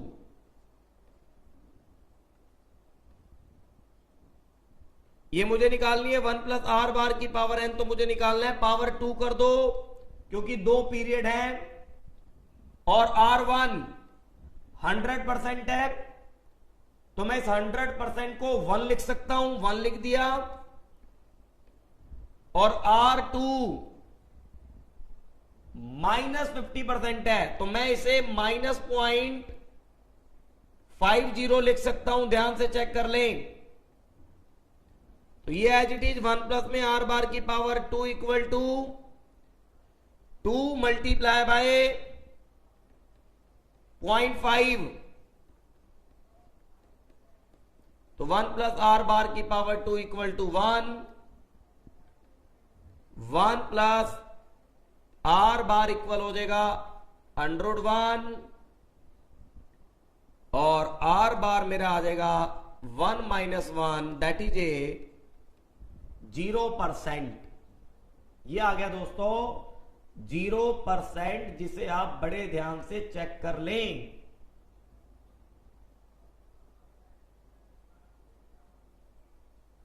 बड़े ध्यान से आप इसे चेक कर लें, 0%। अब आप देखो सेम दो पीरियड है, दोनों ही पीरियड में अर्थमेटिक मीन कह रहा है 25% एवरेज रिटर्न और ज्योमेट्रिक मीन कह रहा है 0% एवरेज रिटर्न, और एग्जैक्ट में है भी 0%, लेकिन अर्थमेटिक मीन उसे 25% की बात कर रहा है। देखो दोस्तों एक बात समझना, अर्थमेटिक मीन हमेशा एवरेज निकालने के लिए, आर बार निकालने के लिए डाटा को हायर वे में मैनिपुलेट करता है। तो आप मुझे एक बात बताओ, जितनी भी कंपनियां इन्वेस्टर के सामने बोलती होंगी कि आप हमारी कंपनी की म्यूचुअल फंड में, आप हमारी कंपनी के सिक्योरिटी में पैसा लगाओ, हम आपको 15% की रिटर्न देते हैं, तो ये एएम से निकलती होगी, अर्थमेटिक मीन से ही निकलती होगी। तो एक मैं आपको एएम जीएम के बारे में बताता हूं, समझो जरा। देखो सर, कुछ नोट से बात करते हैं आपके साथ। सबसे पहली बात मैं आपको बता रहा हूं, AM is always equal to या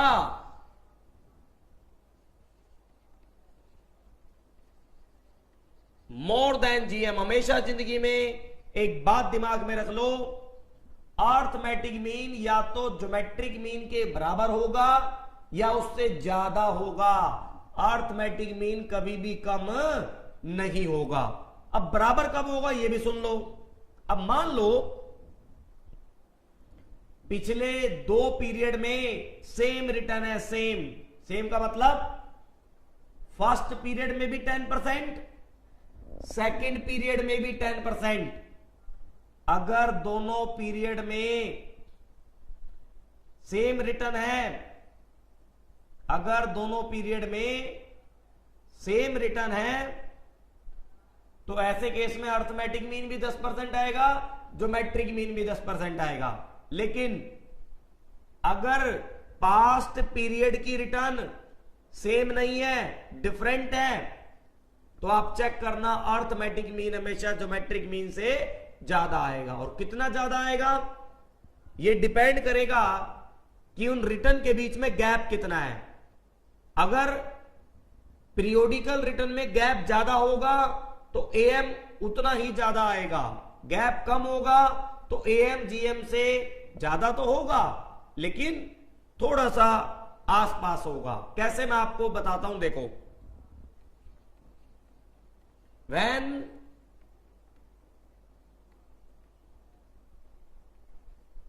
periodical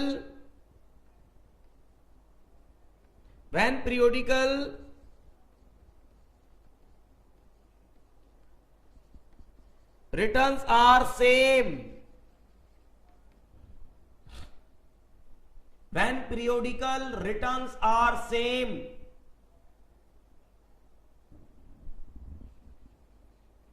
then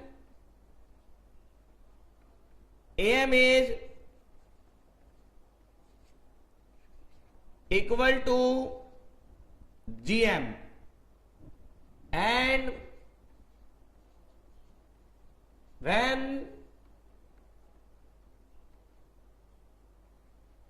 periodical returns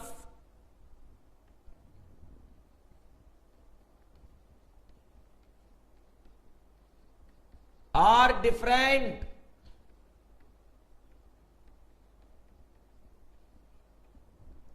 when periodical return are different, then AM is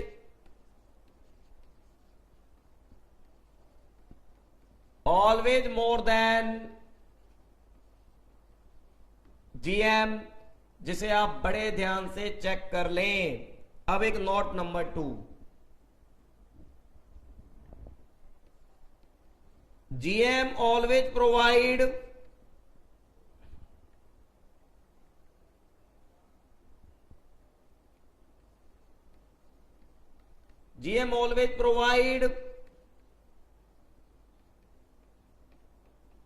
true average return,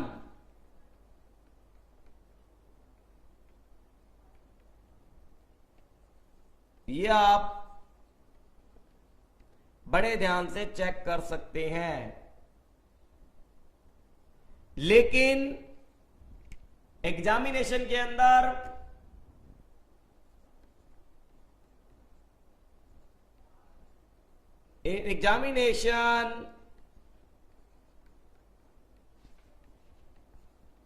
we always use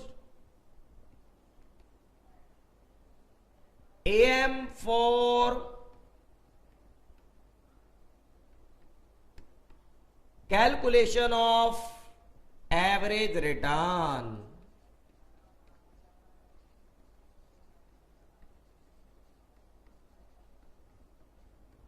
तो ये आप बड़े ध्यान से चेक कर लें। हम एग्जामिनेशन पॉइंट ऑफ व्यू से एग्जाम के अंदर हमेशा एएम यूज करेंगे, क्योंकि कंपनियां भी एएम ही यूज करती हैं। ध्यान से जी।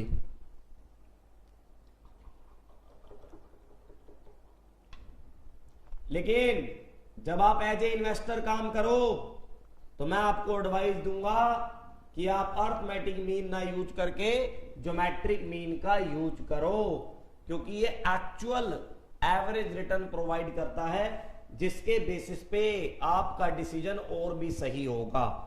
लेकिन जो कंपनी रिटर्न कहती है इन्वेस्टर के सामने मैं आपको 15% की रिटर्न दूंगी, तो वो निकलती कैसे है? वो पास्ट और हिस्टोरिकल डाटा के बेसिस पे निकलती है बाय यूजिंग अर्थमेटिक मीन।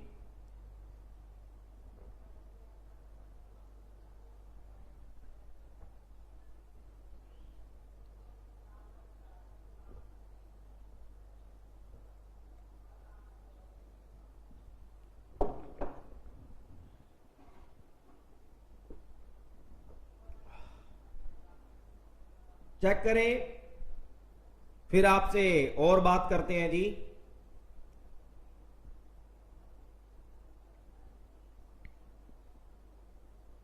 यहां तक चेक करो, देन उसके बाद फिर और बात करते हैं।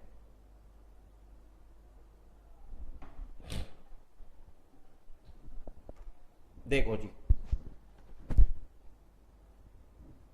एग्जाम्पल से अब आपसे बात होगी। मान लो मुझे यहां पर रिटर्न दे रखी है वही 10%, 12%, 15%। क्वेश्चन कहता है फाइंड आउट एवरेज रिटर्न।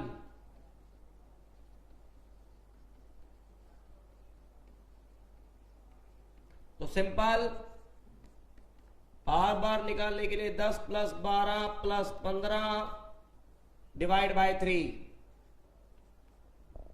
तो ये होगी सर आपकी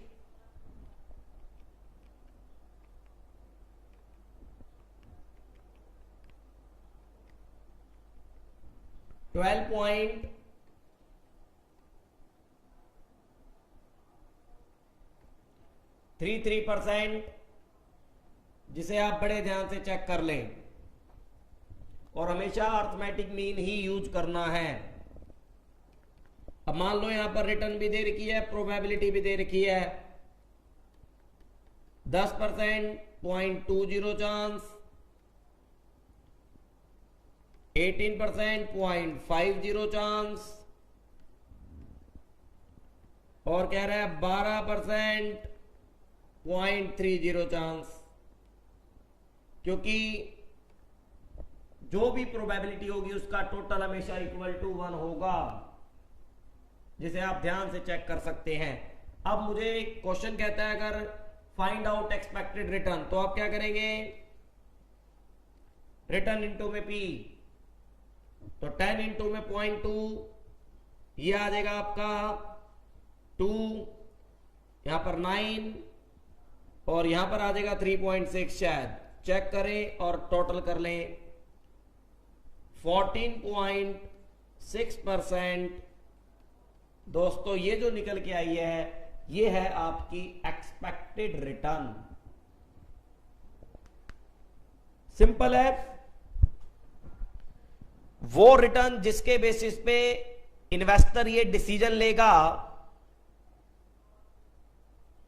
कि मुझे अपना पैसा इन्वेस्ट करना है या नहीं करना, वो दो तरह की होगी। या तो हिस्टोरिकल होगी एवरेज, या फिर वो एक्सपेक्टेड होगी ईआर, जो आप बड़े ध्यान से चेक कर सकते हैं।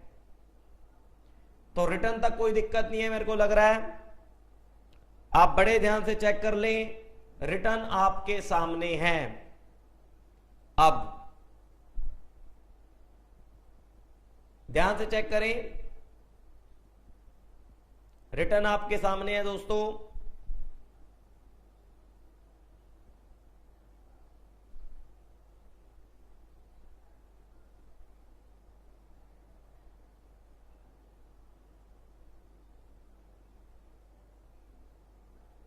रिटर्न में कोई डाउट हो तो बताओ जी फटाफट, फिर चलेंगे आगे।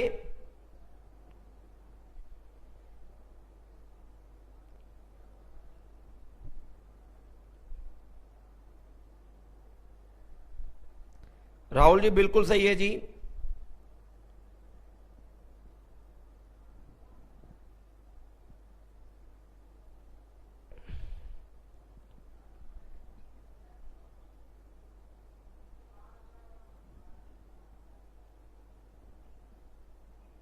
रिटर्न के बाद अब हमें आगे चलना है रिस्क के बारे में। That is A risk of individual security. Risk of individual security. देखो जी, जैसे आपने रिटर्न सीखी ऐसे अब पॉइंट नंबर बी आपको सीखना है, रिस्क ऑफ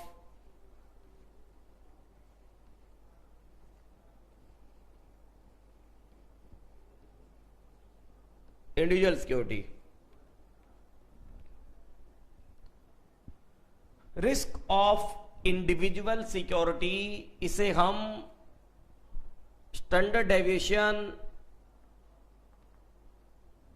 से भी डिनोट करते हैं, जिसे आप ध्यान से चेक कर लें, sigma security. Risk of individual security. अब ये रिस्क का मतलब क्या है जरा सुनो। देखो जी, ऐसा है, जो रिटर्न चाहे आप पास्ट के बेसिस पे निकालें चाहे आप फ्यूचर के बेसिस पे निकालें, और जिस रिटर्न के बेसिस पे आप डिसीजन लेते हैं, सर वो रिटर्न एक्चुअल नहीं है, वो रिटर्न एस्टिमेटेड है। एस्टिमेटेड का मतलब कि हमें इन्वेस्टमेंट करने के बाद 10% या 12% जो भी रिटर्न है, इतने परसेंट की रिटर्न मिल सकती है, वो एस्टिमेटेड है दोस्तों। कहने का मतलब जो रिटर्न आपने अभी कैलकुलेट करी है हिस्टोरिकल या एक्सपेक्टेड, वो एक्चुअल में इन्वेस्टमेंट करने के बाद मिलने वाली रिटर्न से अलग हो सकती है, डिफरेंट हो सकती है, डेविएट कर सकती है, चेंज कर सकती है। कहने का मतलब जो रिटर्न आप एज्यूम करके चल रहे हैं डिसीजन मेकिंग में, वो रिटर्न फर्दर फ्लक्चुएट कर सकती है। अब मैं इस टॉपिक में, रिस्क के टॉपिक में यही सीखना चाहता हूं कि हमारी वो रिटर्न कितने परसेंट से फ्लक्चुएट कर सकती है, कितने परसेंट से अप एंड डाउन कर सकती है, उसी की कैलकुलेशन रिस्क कहलाएगी। रिस्क। रिस्क का मतलब कोई ये नहीं है कि सिक्योरिटी को पहाड़ से नीचे फेंको, सिक्योरिटी जिंदा रहेगी या सिक्योरिटी मर जाएगी, ऐसा कुछ नहीं है। पूरे फाइनेंस के अंदर रिस्क का मतलब है फ्लक्चुएशन। जहां पर ज्यादा फ्लक्चुएशन होंगी वहां पर रिस्क ज्यादा होगा, जहां पर कम फ्लक्चुएशन होंगी वहां पर रिस्क कम होगा। तो ये रिस्क क्या है, इसके बारे में आप थोड़ा पढ़े मेरे साथ। लिखेंगे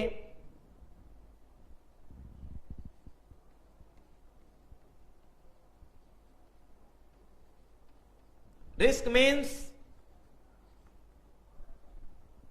fluctuations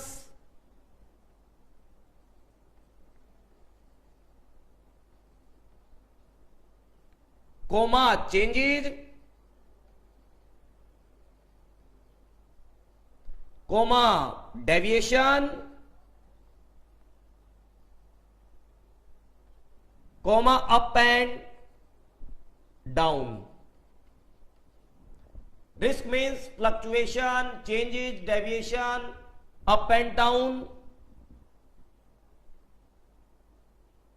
यह आपको बड़े ध्यान से चेक करना है कि रिस्क का सिंपल सा मतलब है कि fluctuation, up and down, changes and deviation, हमारे इस पोर्टफोलियो चैप्टर में हम रिटर्न का रिस्क निकालना चाहते हैं कि हम जिस रिटर्न के बेसिस पे डिसीजन लेने जा रहे हैं वो रिटर्न फर्दर कितनी फ्लक्चुएट हो सकती है। तो risk means fluctuation, changes, deviation, up and down in estimated return.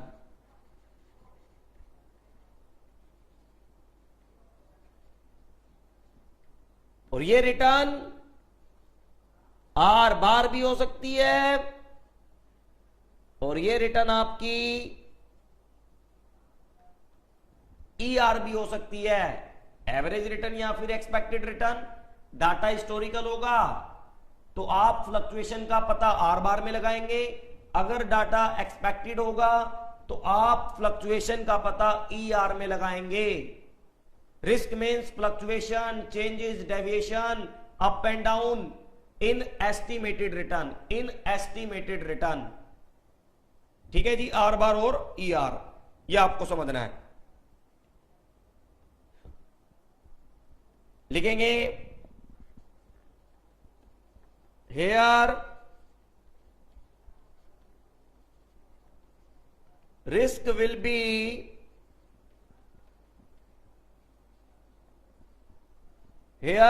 be denoted by standard deviation। Standard deviation SD से डिनोट करते हैं। सिग्मा सिक्योरिटी से आप लिख सकते हैं, जो भी सिक्योरिटी का नाम हो।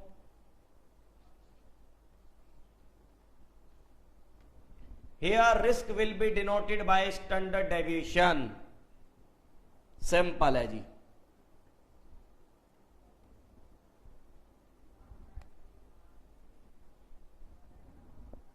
फ्लक्चुएशन अगर ज्यादा होंगी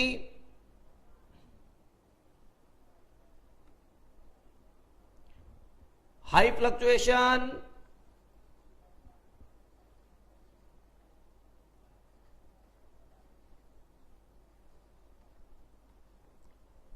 हम कहेंगे उसका स्टैंडर्ड डेविएशन कैलकुलेट होके ज्यादा आएगा और उसके अंदर रिस्क भी ज्यादा होगा। जैसे आप देखते हैं कि जॉब के अंदर रिस्क थोड़ा कम होता है, बिजनेस के अंदर रिस्क थोड़ा ज्यादा होता है। आज लॉकडाउन के अंदर जॉब में हो सकता है किसी की सैलरी 20% कम हुई हो, 50% कम हुई हो, लेकिन बिजनेसमैन की तो 100% कमाई नील हो चुकी है, जीरो हो चुकी है।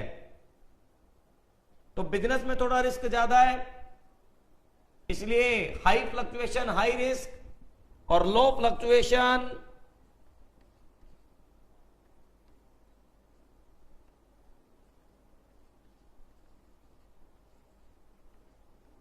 उसका स्टैंडर्ड डेविएशन भी कम होगा और वहां पर रिस्क भी कम होगा, लो रिस्क होगा।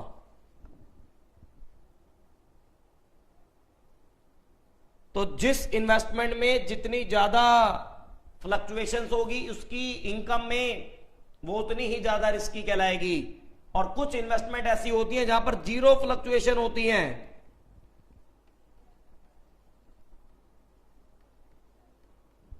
जीरो फ्लक्चुएशन जैसे पोस्ट ऑफिस में पैसा जमा कराना, एफडी करवाना, गवर्नमेंट ऑफ इंडिया की सिक्योरिटी में पैसा लगाना, तो वहां पर स्टैंडर्ड डेविएशन जीरो होगा, जीरो।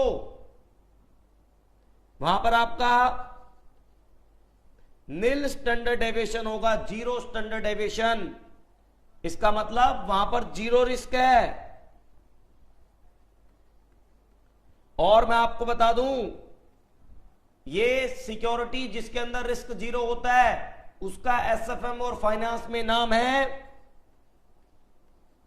Risk free security. आपने ये वर्ड सुना होगा आरएफ, रिस्क फ्री सिक्योरिटी। इसका मतलब यह हुआ कि इन्वेस्टमेंट करने से पहले अगर उस सिक्योरिटी ने आपको 10% रिटर्न की कमिटमेंट की है तो एक्चुअल में भी 10% मिलेगी। That is A risk free security, किसी भी तरह का कोई रिस्क नहीं है। लेकिन इक्विटी शेयर वाले अगर आपको ये कहते हैं कि हम आपको 15% की रिटर्न देंगे, लेकिन एक्चुअल में अगर 15% की रिटर्न नहीं दी, वो 15% की रिटर्न ज्यादा भी हो सकती है, वो 15% के कम भी हो सकती है। यही तो रिस्क है।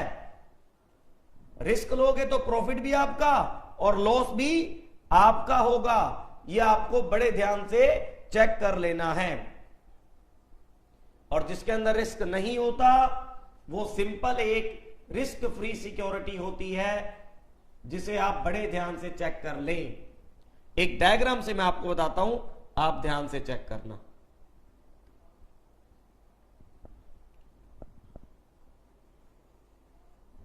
एक कर्व होता है नॉर्मल डिस्ट्रीब्यूशन कर्व, जिसके सेंटर में होता है मीन, इधर पॉजिटिव इधर नेगेटिव।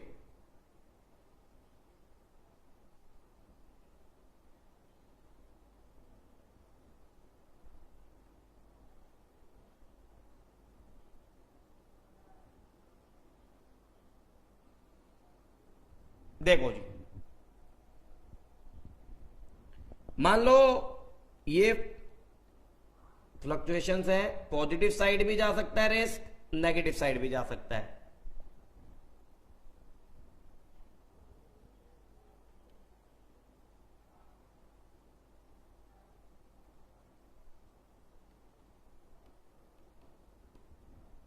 सर ये जो तीनों डायग्राम आपको दिख रहे हैं, अगर मैं आपसे केस 1 की बात करूं, केस 2 की एंड केस 3 की बात करूं, सर ये होती है, देखो ये होती है फ्लक्चुएशन। फ्लक्चुएशन में भी अपसाइड, फ्लक्चुएशन में भी downside. That is A risk में भी फेवरेबल और रिस्क में भी एडवर्स। यह आपको समझना है। अप एंड डाउन कुछ भी।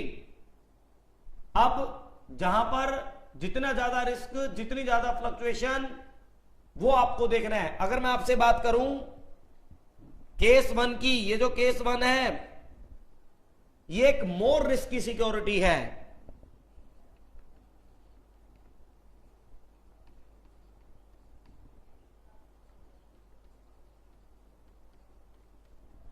क्योंकि यहां पर केस 1 में फ्लक्चुएशन ज्यादा है, इसे नॉर्मल डिस्ट्रीब्यूशन कर्व भी कहते हैं।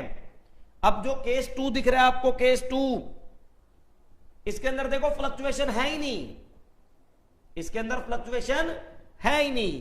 तो ऐसे नॉर्मल डिस्ट्रीब्यूशन कर्व जिसके अंदर फ्लक्चुएशन है ही नहीं, हम उस केस को नाम देते हैं रिस्क फ्री।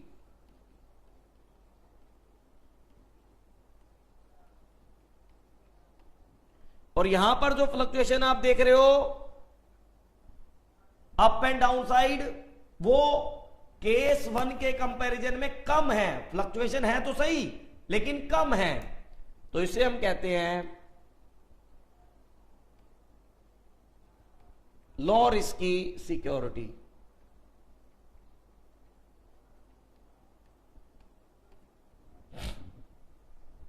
इसे हम कहते हैं लो रिस्क की सिक्योरिटी। सिंपल सी बात है। पोर्टफोलियो चैप्टर में रिस्क का मतलब है हमारी जो रिटर्न आर बार और एक्सपेक्टेड है ई आर, उसके अंदर फ्लक्चुएशंस,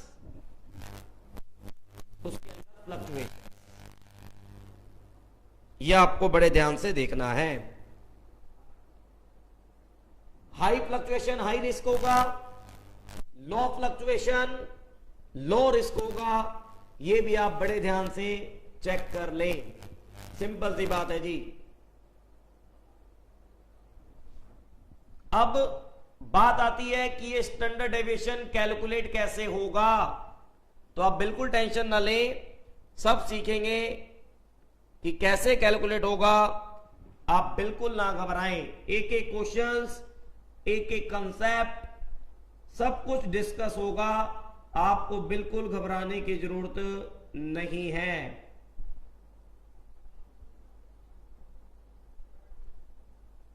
ध्यान से चेक करें, ठीक है जी।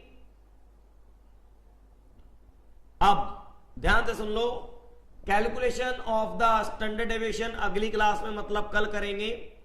अब जितने भी स्टूडेंट जो भी टेलीग्राम चैनल जिनको चाहिए नोट्स डाउनलोड करने हैं, सारी क्लासेस की इंफॉर्मेशन चाहिए, तो आप मुझे कभी भी 9599155971 पर व्हाट्सएप कर सकते हैं। सिंपल आप व्हाट्सएप कर सकते हैं, जो भी अपनी इंफॉर्मेशन आप लिखें आप उसके ऊपर व्हाट्सएप कर दो, मैं अपने आप आपको,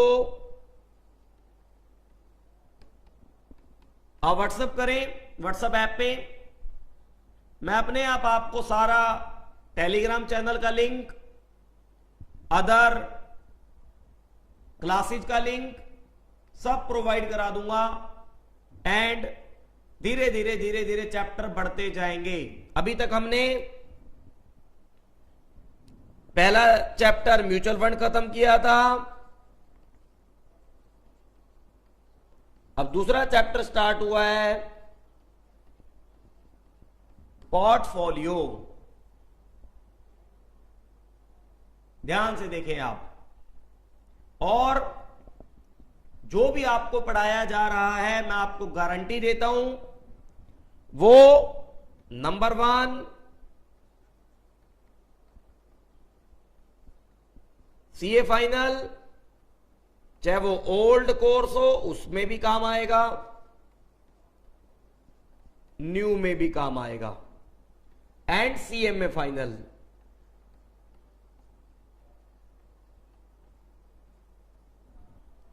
ये आपको चेक करना है, क्योंकि कंसेप्ट के साथ साथ मैं सीए एंड सीएमए फाइनल दोनों का स्टडी मटेरियल भी एक एक क्वेश्चन क्लास में डिस्कस करूंगा। नोट्स एंड क्लास से रिलेटेड इंफॉर्मेशन के लिए आप हमारे टेलीग्राम चैनल से जुड़े, वहां पर आपको पल पल की इंफॉर्मेशन मिलती रहेगी। ठीक है दोस्तों, मिलते हैं नेक्स्ट क्लास में, तब तक के लिए टाटा बाय बाय। ओके जी।